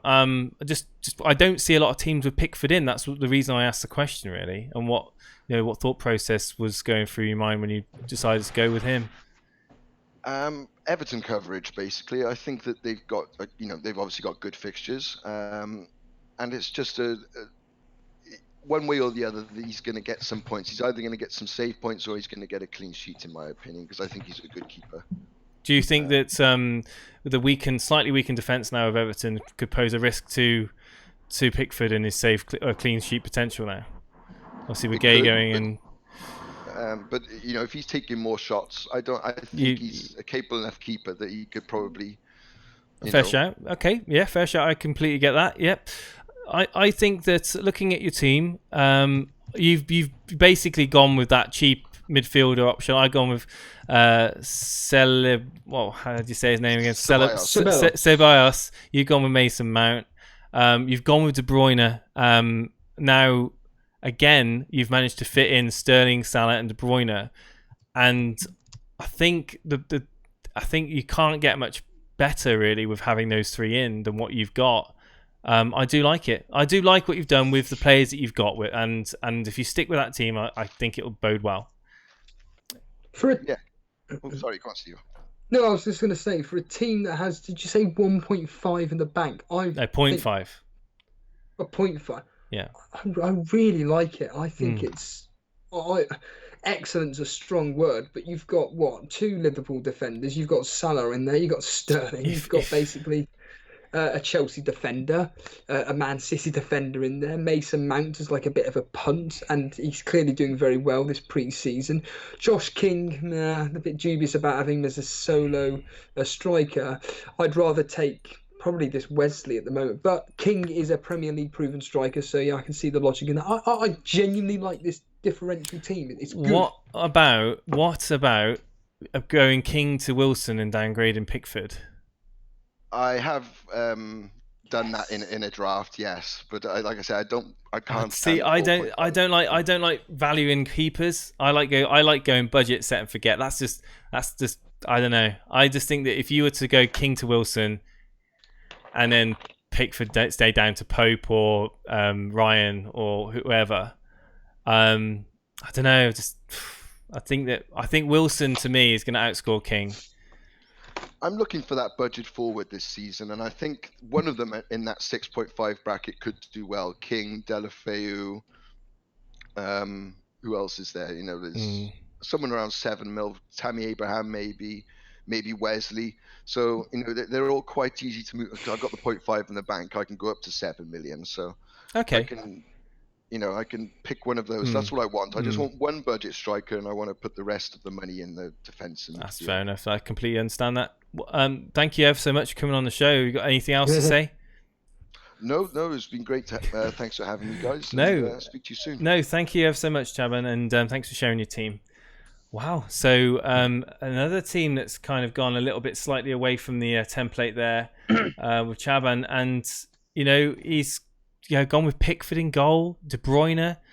He's got a lot of value there in midfield. Gone with the Mount pick. I mean, I said all along you can probably afford to go with one risk at the start of the season. I think he's used that up on Mount, and I think if you're going to do it, he's a potential rotation risk. But he's got Greenwood on the bench when he gets a hat trick against Chelsea, and Greenwood's there sitting there. It's all good to go. So Steve-O, I think we've gone through all the guys in the waiting room. If you haven't yet come on and you want to talk to us, we're on Discord. You can come and join us in the waiting room. We'll throw you in. You can talk about your team. We can talk about all things FPL. I'm going to read a few comments out in chat because I know you guys have been talking away for quite some time. I have been trying to read through a few of the comments. Steve-O is the GOAT, says DC in chat. It's the greatest of all time, Steve-O. We've got a fan in chat.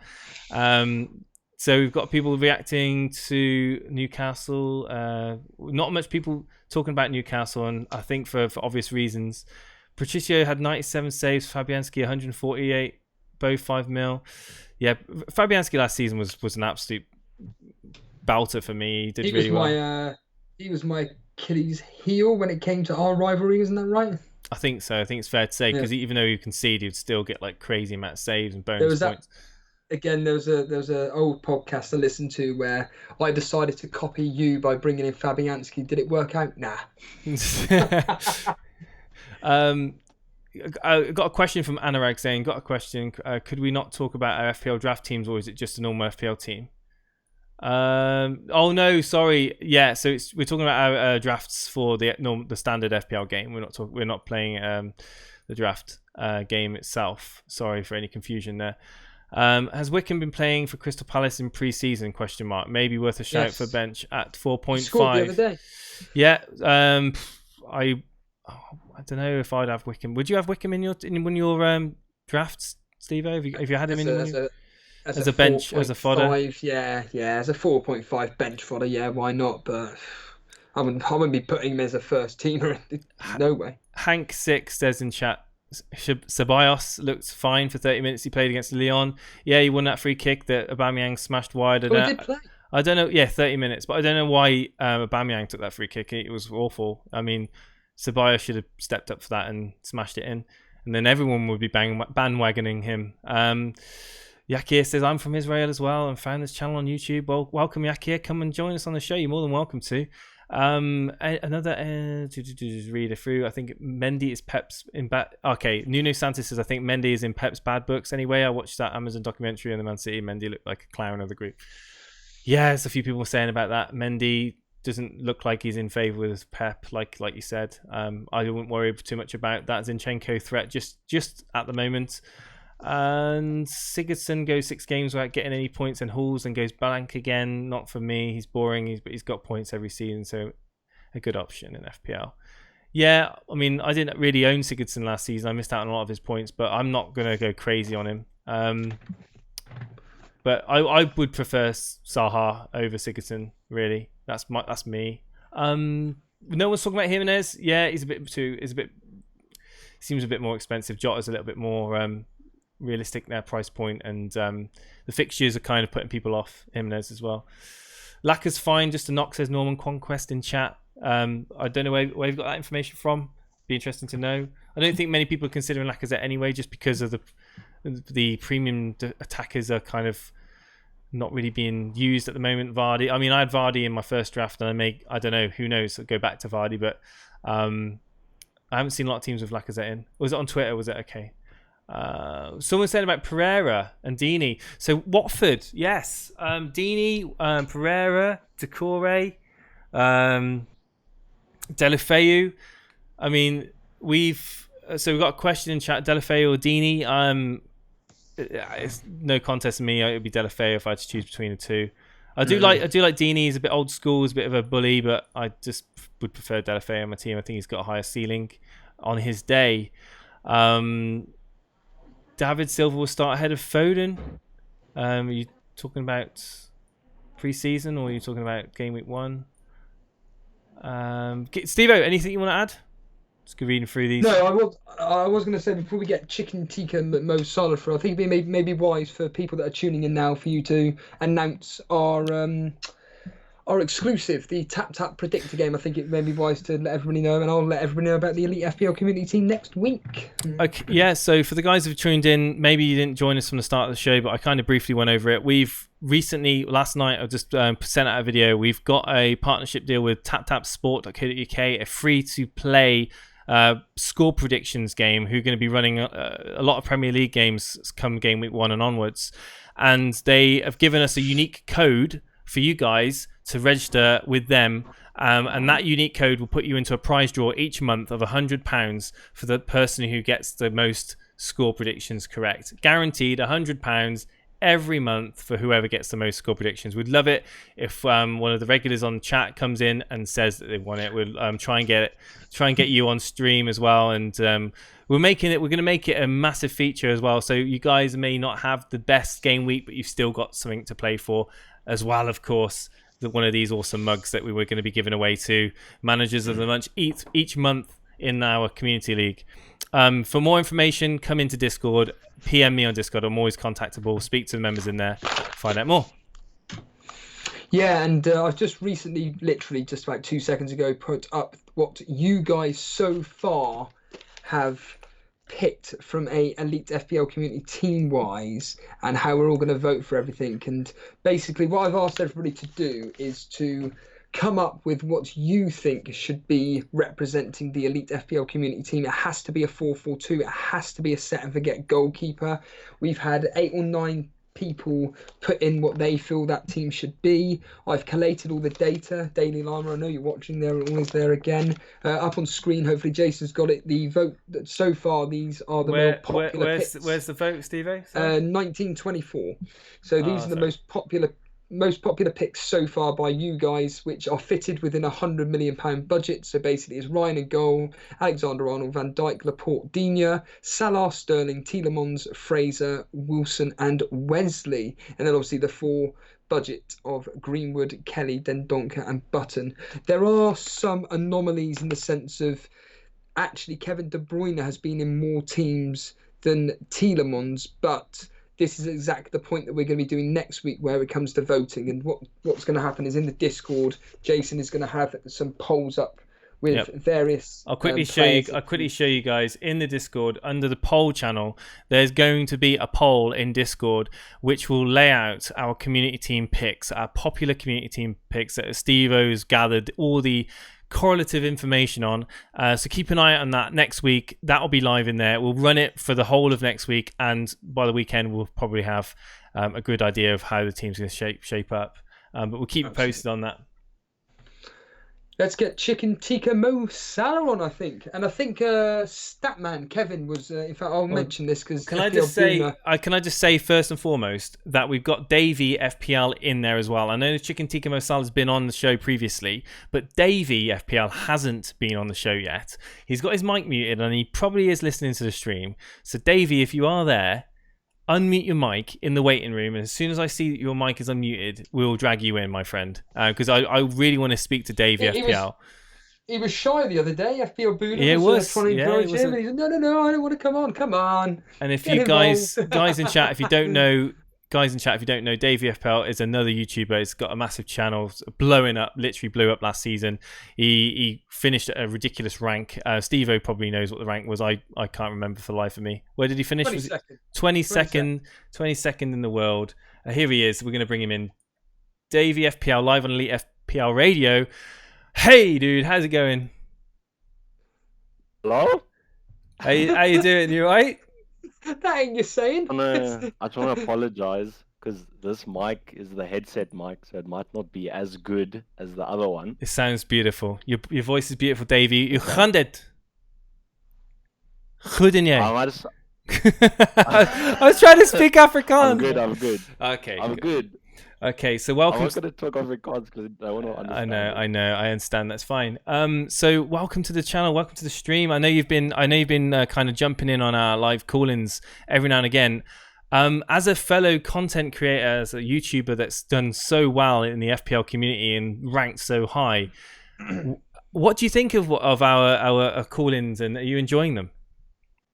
Yes, I'm enjoying them. I told Boona this last time, but when you were doing the 1,000 subscriber stream, I was actually at university and I was busy doing a project. So in between simulations, I was in earphones, and then I think the stream got a little bit delayed because then I heard, Davey's in the waiting room, we're gonna bring him in, and then I hear Boona like, no, he's not talking, and then I try to rush the laptop to type, but then it was too late. So unfortunately, I didn't leave because I was shy. See, it kind of like I dragged you in and you just kind of flew off, and I was like, "What's going on?" Yeah, no, it's like I didn't want to, and I realized that it made me look a little bit bad if I left just because I wasn't chosen to join. So I just wanted to clarify that. But also, I just wanted to say to you, Jason, Steve-O, and Dan, if he's in chat, congratulations on the 1,000 subscribers. It's a massive achievement, and if he didn't have his laptop, he would now be able to stream on his phone. So we could have done that. Yeah, we find, but he needs. He's already got the laptop. He's got it. He's got it. He's not having to worry about his janky mobile anymore. And yeah. but Davey, so we've been talking about other people's team selections. I know you're going to be tired of talking about your own, but have you posted yours in the Rate My Team yet, or are you able to? Mine. I just wanted to kind of come on a little bit quickly and just congratulate you guys and whatever. Well, I mean, thank my you. drafts are kind of a little bit general as well. Yeah, so, there's nothing stand out. One simple question for you, David, though, in all seriousness. Yeah. What players are you absolutely for definite going to be having in your team no matter what? Well, if you asked me before Liverpool versus Napoli, I would have probably said some of them. No, I'm just joking. I've always been an advocate for Robertson. And I've kind of been pushing him a little bit because I just think that rotation-wise, he's set. When I listen to your videos or watch whatever, you keep saying this about Robertson being the safest pick, and I'm not suggesting for 1 minute that I disagree with you. You must disagree with me. We can get some arguments going here, and we can get some juice for YouTube. No. Elite FPL's got a beef with Davey. I'm not fighting Steve-O though, please. He's a little bit too big for me. He'll nail me. I don't know, you probably got some Boer friends that can beat him into Bob, eh? Do you not think though that Alexander-Arnold's a better pick based on the form that he showed last season? And the probability of the potential that he's going to give us this season actually is a better pick ahead of Robertson, or are you just thinking it's the safety option? I think he's 100% a better pick if he was guaranteed to play minutes. But I tweeted this out now. Liverpool announced their lineup today. They played Trent, Matip, Van Dijk, and Robertson. Yes. And throughout the whole preseason, they've been playing Matip, Van Dijk as a combo. So the main argument has been that Gomez is going to partner Van Dijk, and everyone's been talking about how they've been looking in preseason videos like they enjoy each other's company and whatever, but they haven't played together, and I can't see Klopp suddenly just throwing Gomez in as that centre back, and then like, okay, you guys haven't played together, but deal with it. And then I'll take it back to last season when we played in the Champions League, and I don't know if you remember, the Barcelona first leg. Be important. And who did Klopp play at right back? He played Gomez because Gomez is seen as defensively more secure. And I just like after this game, I was almost regretted tweeting this earlier because Trent, they just attacked that left side basically the whole game, and they scored 2 goals from it because he was sometimes caught. So I want to say that good option, and he probably will be. When I'm giving advice to people, I don't want to just give them something that might happen or whatever. So, and the thing is, I'm taking my own advice. You'll see Robertson in my. So I'm not trying to like bait anyone. No. Choosing Trent or someone like that. I understand it, and I think it's probably a big decision because of how expensive they are. So. No, I can definitely see your point there. I mean, a few comments in chat actually echoing what you're saying about Trent being exposed against Napoli, and you know, it's obviously going to give Klopp a lot to think about in the fixtures ahead. I mean, obviously the you know, you've got game week 3 at home to Arsenal, who are going to now obviously with Pepe now. You know, could he now have that headache of, do I play Trent for the attacking potential, or do I play it safe and play Gomez there? So I can completely agree with you. As much as I personally like Trent more as a player than Robertson, I think he's got much more attacking dimension to him, but he isn't an attacker. He's a defender, and we want to get clean sheets, and we want to get minutes and clean sheets are vital. And I completely see your point there. And I think you've actually made me kind of take a step back and think, hang on, you know, I've got Trent in my team at the moment. would it be Yeah. more sensible to go Robertson and going on?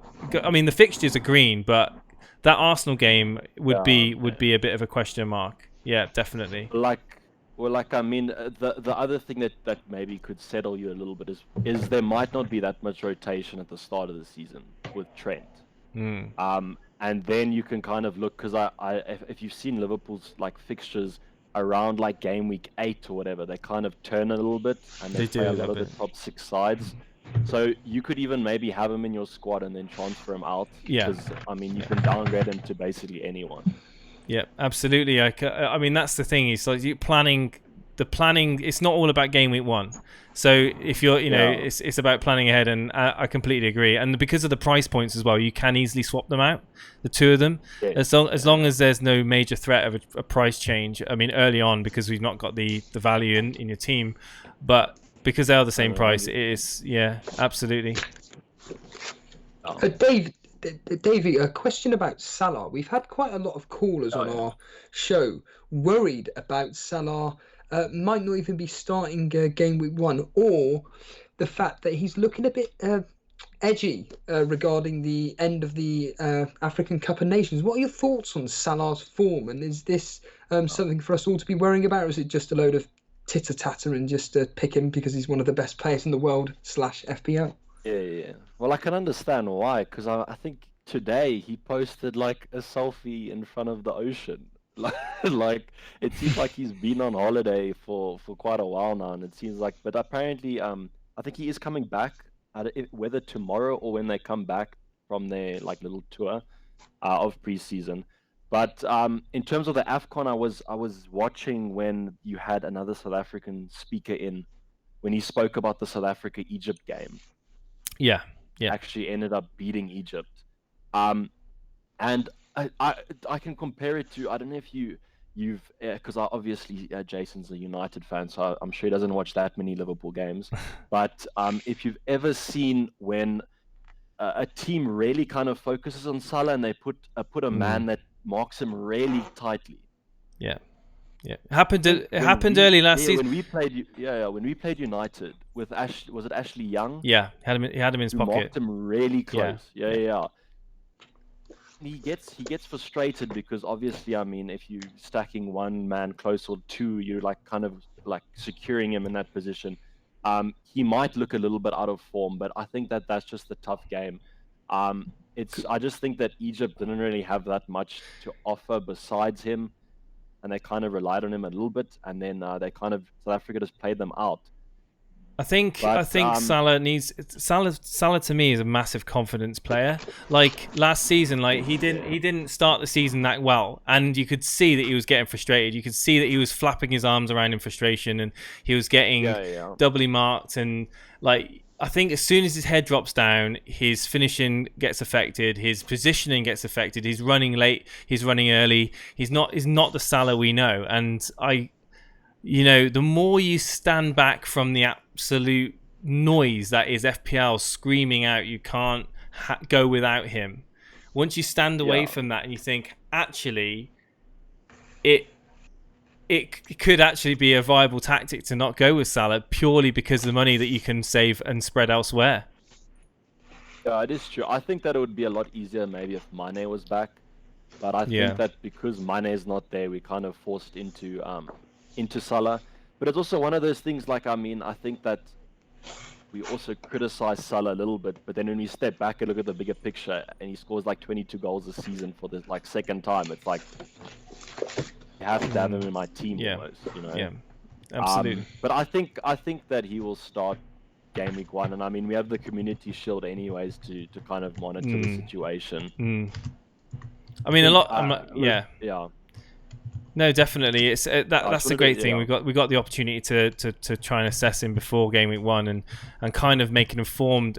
It's always got to be an informed decision. And what I like about many people that come on is that they have got a reasoning behind everything they're saying. They're not just following a crowd. They're not just just guessing an 11. They've literally put thought and effort behind it, and it really does show. Especially when you come on and you talk about Salah and Trent Alexander-Arnold in this way, there's so much information out there that you can just take, and it's how you apply it. Absolutely. 100%. And I think that. No, you finish your point, and then I'll ask. No, I was just gonna agree. Yeah. Yeah, I was just gonna say before you go, you've dipped your toe into live streaming. I was just wondering, number one, well, why have you decided to do this? And I think it's a brilliant idea. I love live streaming. I could listen for hours. And number two, how are you actually finding the process? Well, like I wanted to say, live stream I did, it was like 2 hours, and I made the mistake of not having anything to drink. I was busy dying over there.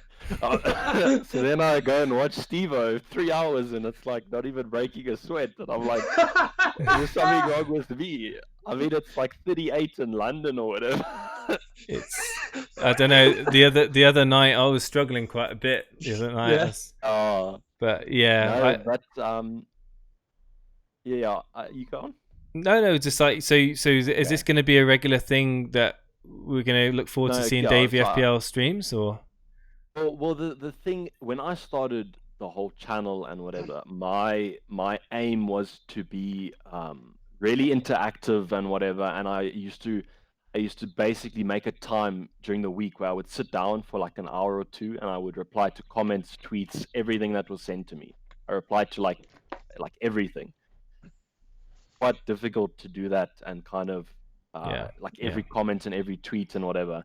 It is. So the thing, and I don't know if you saw my like live stream. You had 180 people viewers, 180 viewers or something like that. Your chat was going crazy. It's not easy to keep up. There's people commenting here. They think I'm not reading it, but I am reading it. Don't worry, guys. It's just I don't get a chance to read it all out. But yeah, like, it's more.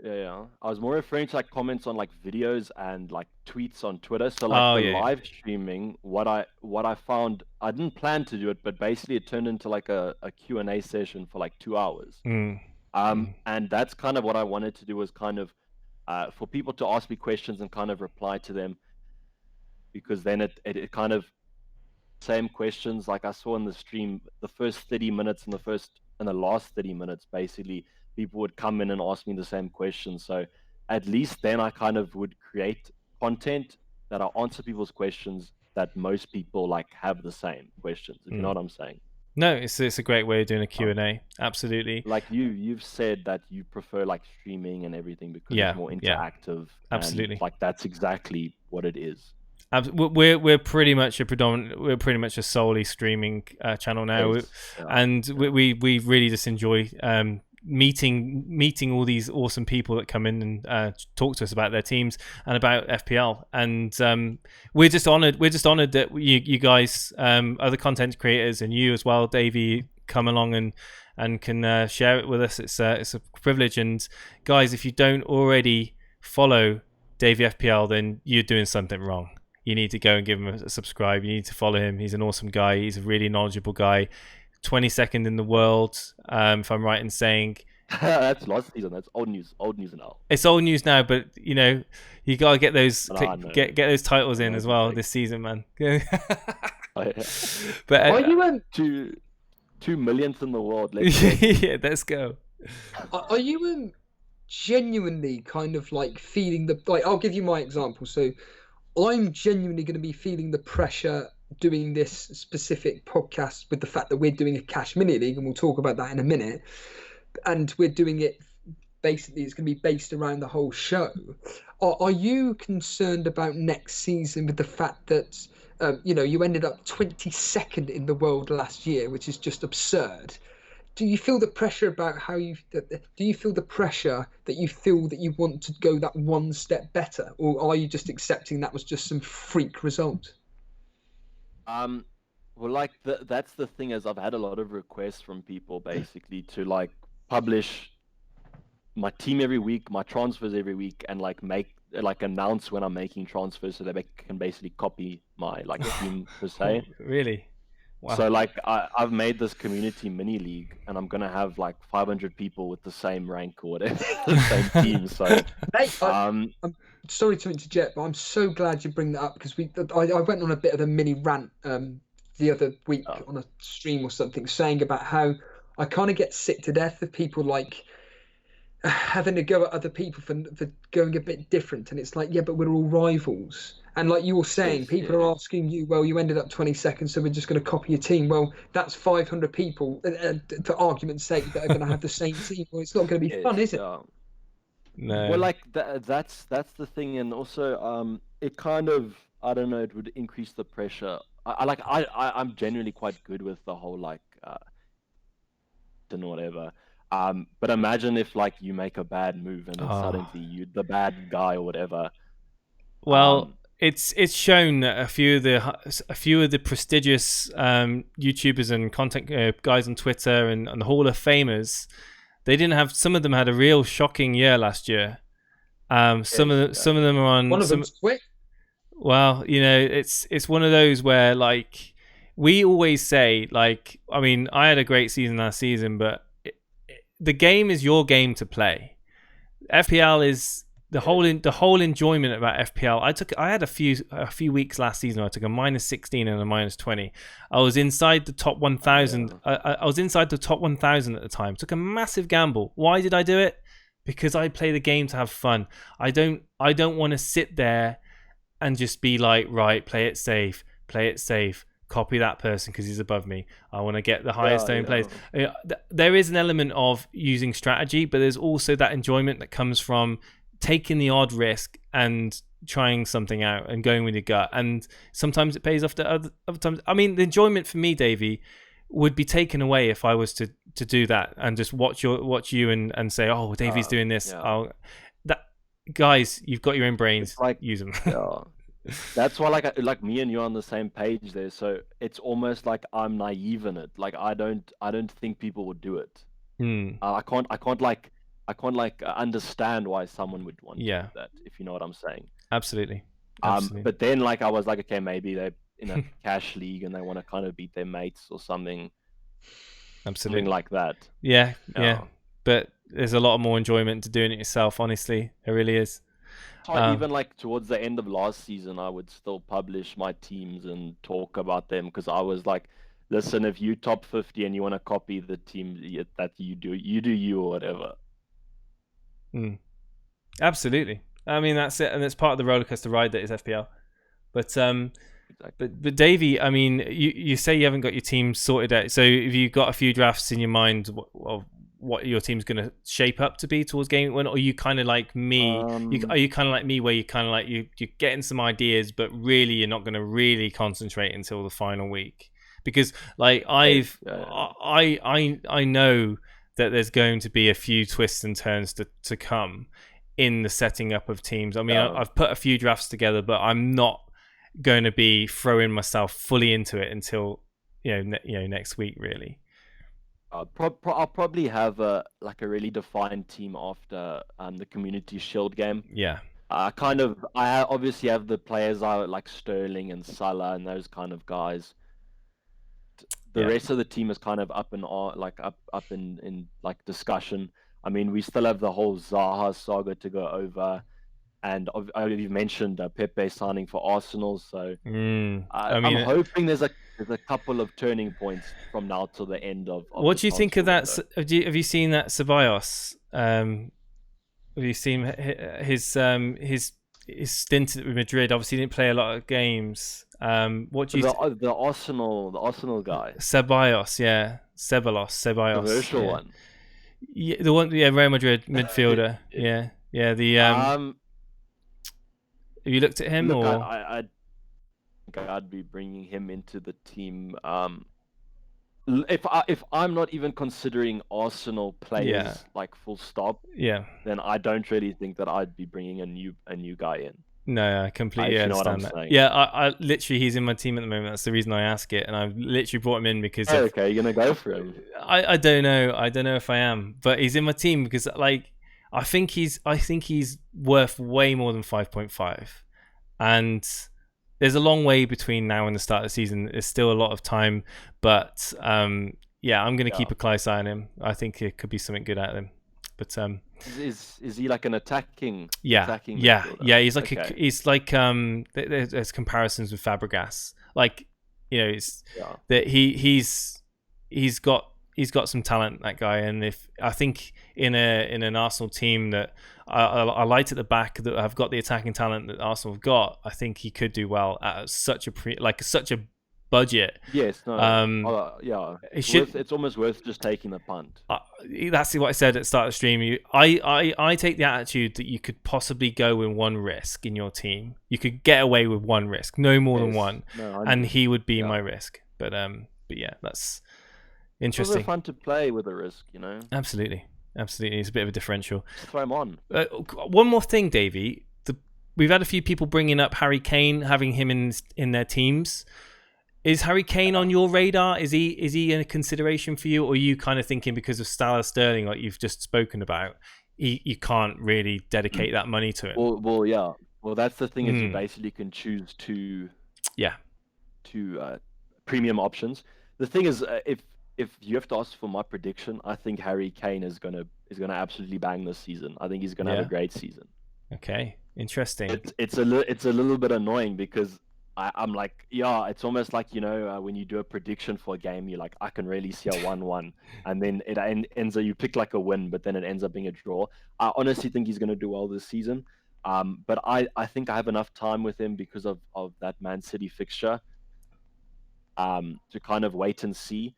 And I'm actually really happy that Son is suspended, because I think if he wasn't suspended, I think that I'd be highly considering him. Yeah, more of a headache. Definitely. I just think that I would I prefer Son to Kane a little bit.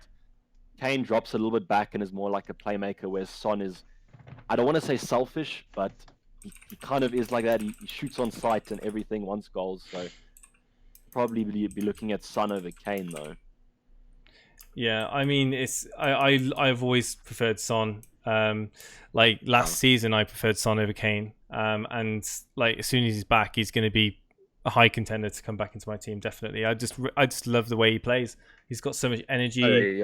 He's got for the red card last season. Don't bring up these memories. We're gonna have PTSD flashbacks. But yeah, Davey, thank you ever so much, man, for coming on the show. No worries. You're a star, dude, and I look forward to seeing your content and having you again, possibly come on the show closer to game week 1 to kind of talk about your team and what your choices are. But yeah, it's a pleasure, my friend. Talk about how your triple Liverpool defence has conceded a late-minute penalty. From a Liverpool fan, I'll probably cry, but from an FPL player, I'd probably delete my squad or something. But Totsins. Cheers, guys. See you. Thank you. Anyway, so guys, I want to say we had a goblin in chat, and I've just seen it myself. We've had over 100 people watching the stream for quite some time now. Absolutely amazing. Guys, you're awesome. If you haven't already hit that subscribe button, please consider hitting it and hit the notification to know when we go live next. If you haven't yet, hit the like button as well. It helps YouTube kind of rank our streams and videos so we can get the word out to more people in the FPL community that we're doing these phone-ins and getting you guys on it, because we want to this show is all about you guys, and the more we do it, the more you guys can come in and we can get that conversation started, and it's going to be even better come game week 1 when we're going to have the trials and tribulations of the player picks going good and going bad. Yeah, absolutely. I think going on that, actually, it is one of those where we get a hell of a lot of comments saying how they want to support the channel and everything, and the easiest way to hit that support is just hitting that like button. We get so many people watching live and we get such little amount of like buttons, and if, like you just said, if you hit that like button, it just shows that you're enjoying the stream, and like you said, it just tells YouTube that we're good to watch. So couldn't agree more with you.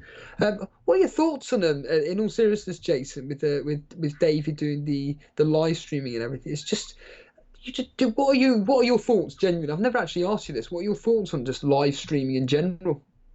Well, live streaming is the preferred way of putting your content out there. The thing is with live streaming is that you can't plan and prepare everything. So with a recorded video, you kind of sit back, you write the object and of what you want to put across, the content you want to put across. You can plan it more.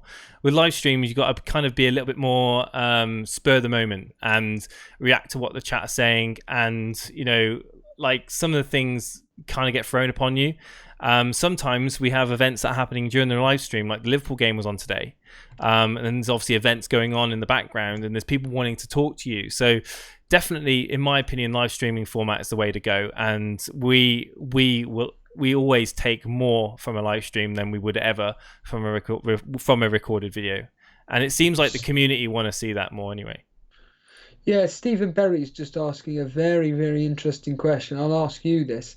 Is Barkley or Mason Mount that cheap fifth midfielder that we're all searching for? Well, as you know, I've got Ceballos at the moment, and I've talked about like the likes of Dan James and other players. But in terms of that price point, definitely a consideration. We saw earlier on that people are bringing in Mason Mount as an option. There is obviously that worry that the minutes aren't guaranteed for him. Obviously, Barkley's also there. Is it at the price point? If you've got that money available and you can afford to have him in your team, and you've got a decent sub on the bench that can come on for him, like even if it's Dendoncker, at the end of the day, he's going to get minutes. Or even if you're thinking Greenwood, like me, he's going to get some minutes. You can put him as your first sub. So, yeah, I mean, I've seen a lot of people talk about Mason Mount. A lot of Chelsea fans are bigging him up. Like I said, you're allowed to take one risk. I would go with one risk, and it could be that Mason Mount. Yeah, absolutely. I think Jason, there's no one live in air. I think we can call it a day, my friend. Absolutely, and you guys have been awesome, as you always have been. If you haven't already joined the Discord, please join the Discord. The link is in the description box. If a mod's in chat, please link the Discord description. The link, sorry. We'd love to see you in there. We'd love to see you talking about FPL. We'd love to see you talking about your team. We've got a Rate My Team that's pretty active at the moment. There's always people giving feedback. There's always people wanting to talk about the current affairs in FPL and the Premier League. And we're trying to build the community. We've got just under 300 people in our Discord now. And it'd be great come game week 1 if we get 500 or more people in there. Just get that talk, get that conversation going in a friendly manner where you're not going to get trolls, where you're not going to get downvoted, where you're not going to get talked down upon because you've chosen Aubameyang, or because you've chosen Kane, or because you've chosen, Lacazette that somehow hasn't got an injury that people are worried about. You get the point. We're building a community that everyone gets a valid voice and a reason and an opinion. So yeah, be a part of it, guys. I'll do a quick final plug because I think this is very, very important. I really don't want to be hearing people complaining that why have you got this player, why have you got that player, when it comes down to you guys. It's got nothing to do with me, Jason, or Dan. So basically, it's the Elite FPL community draft day, I suppose we'll call it, next weekend, guys. It's all about you lot. It's about your Elite FPL community, which will be representing not only you guys, but us as a podcast in a exclusive mini league that someone has set up. Stephen Toomey at 6th Goal on Twitter. He'll be doing a special podcast specifically aimed at that mini league. But what we need you guys to do is post what team you think is the ideal Elite FPL community team. It has to be a 4-4-2. It has to be a set and forget goalkeeper. And if you could also, I keep forgetting to say this, could you please highlight the fact it's a community team as well, which you think best represents. And then next week we are going to be doing a draft system. I'm collating all the data. Final time you're going to see this book today. I'm collating all the data, so it makes it a lot easier for Jason to be able to put up polls next week for when we do all the voting and everything, and we will come up with your team. I've already shared the picture in the Rate My Team. I've done it a couple of times now. I'll post it up in a minute of what the voting is looking like and what team it looks like we're going with so far. But yeah, next week Sunday, it's going to be a big, big day. Absolutely. And also the polls are going to be in the poll vote here channel on Discord. It looks like this at the moment. There'll be more polls in there come next week with all those options that Steve-O talks about. And you guys have got a chance to set this team up. Absolutely nothing to do with us. It's all about your picks, your votes. Absolutely. Thank you ever so much, guys. And we look forward to seeing you next podcast. Steve-O, I think, will be streaming tomorrow. He'll confirm a time. Oh, yeah. He'll confirm a time. He's going to be streaming every day this week. And we look forward to every time he does a stream because he seems to have the most random and like diverse guests on from all over the world whenever he does a solo podcast. So we look forward to that. And he's been also doing a lot of podcasts aimed at the Australian, the Oceanic region as well. So we've been seeing a lot of the New Zealanders, the Australians coming out and talking about the FPL, which is awesome as well, because we don't always see that side of the regions. So yeah, I'll quick plugs on our Twitter and Instagram. Basically, that's where we do Twitter. On Twitter at Elite FPL and Instagram at Elite FPL. That's where we will be doing all that advertising when we are going live. And of course, as Jason said, hit that notification button. Blah blah blah blah blah. And I personally will see you tomorrow evening probably. Come on, guys, hit that subscribe button. Give us a support. Give us that like. See you soon. Hello there, and welcome to our Elite FPL. Pun where Shaw's lights were knocked out. Dan, you may want to turn on your light because you're. Chat said that Steve-O, if you bench Alonso and he returns, you have to get a history tattoo. Well, people in chat saying, Jack, before we move on to the Elite FPL. First of all, my name isn't Jack. Right, okay, I'm gonna let Dan speak because it seems to be mainly me. And go, Dan. Go ahead. What are you gonna do? It's absolutely fascinating. Jason, try and just stop. Right. Okay. Right. I'm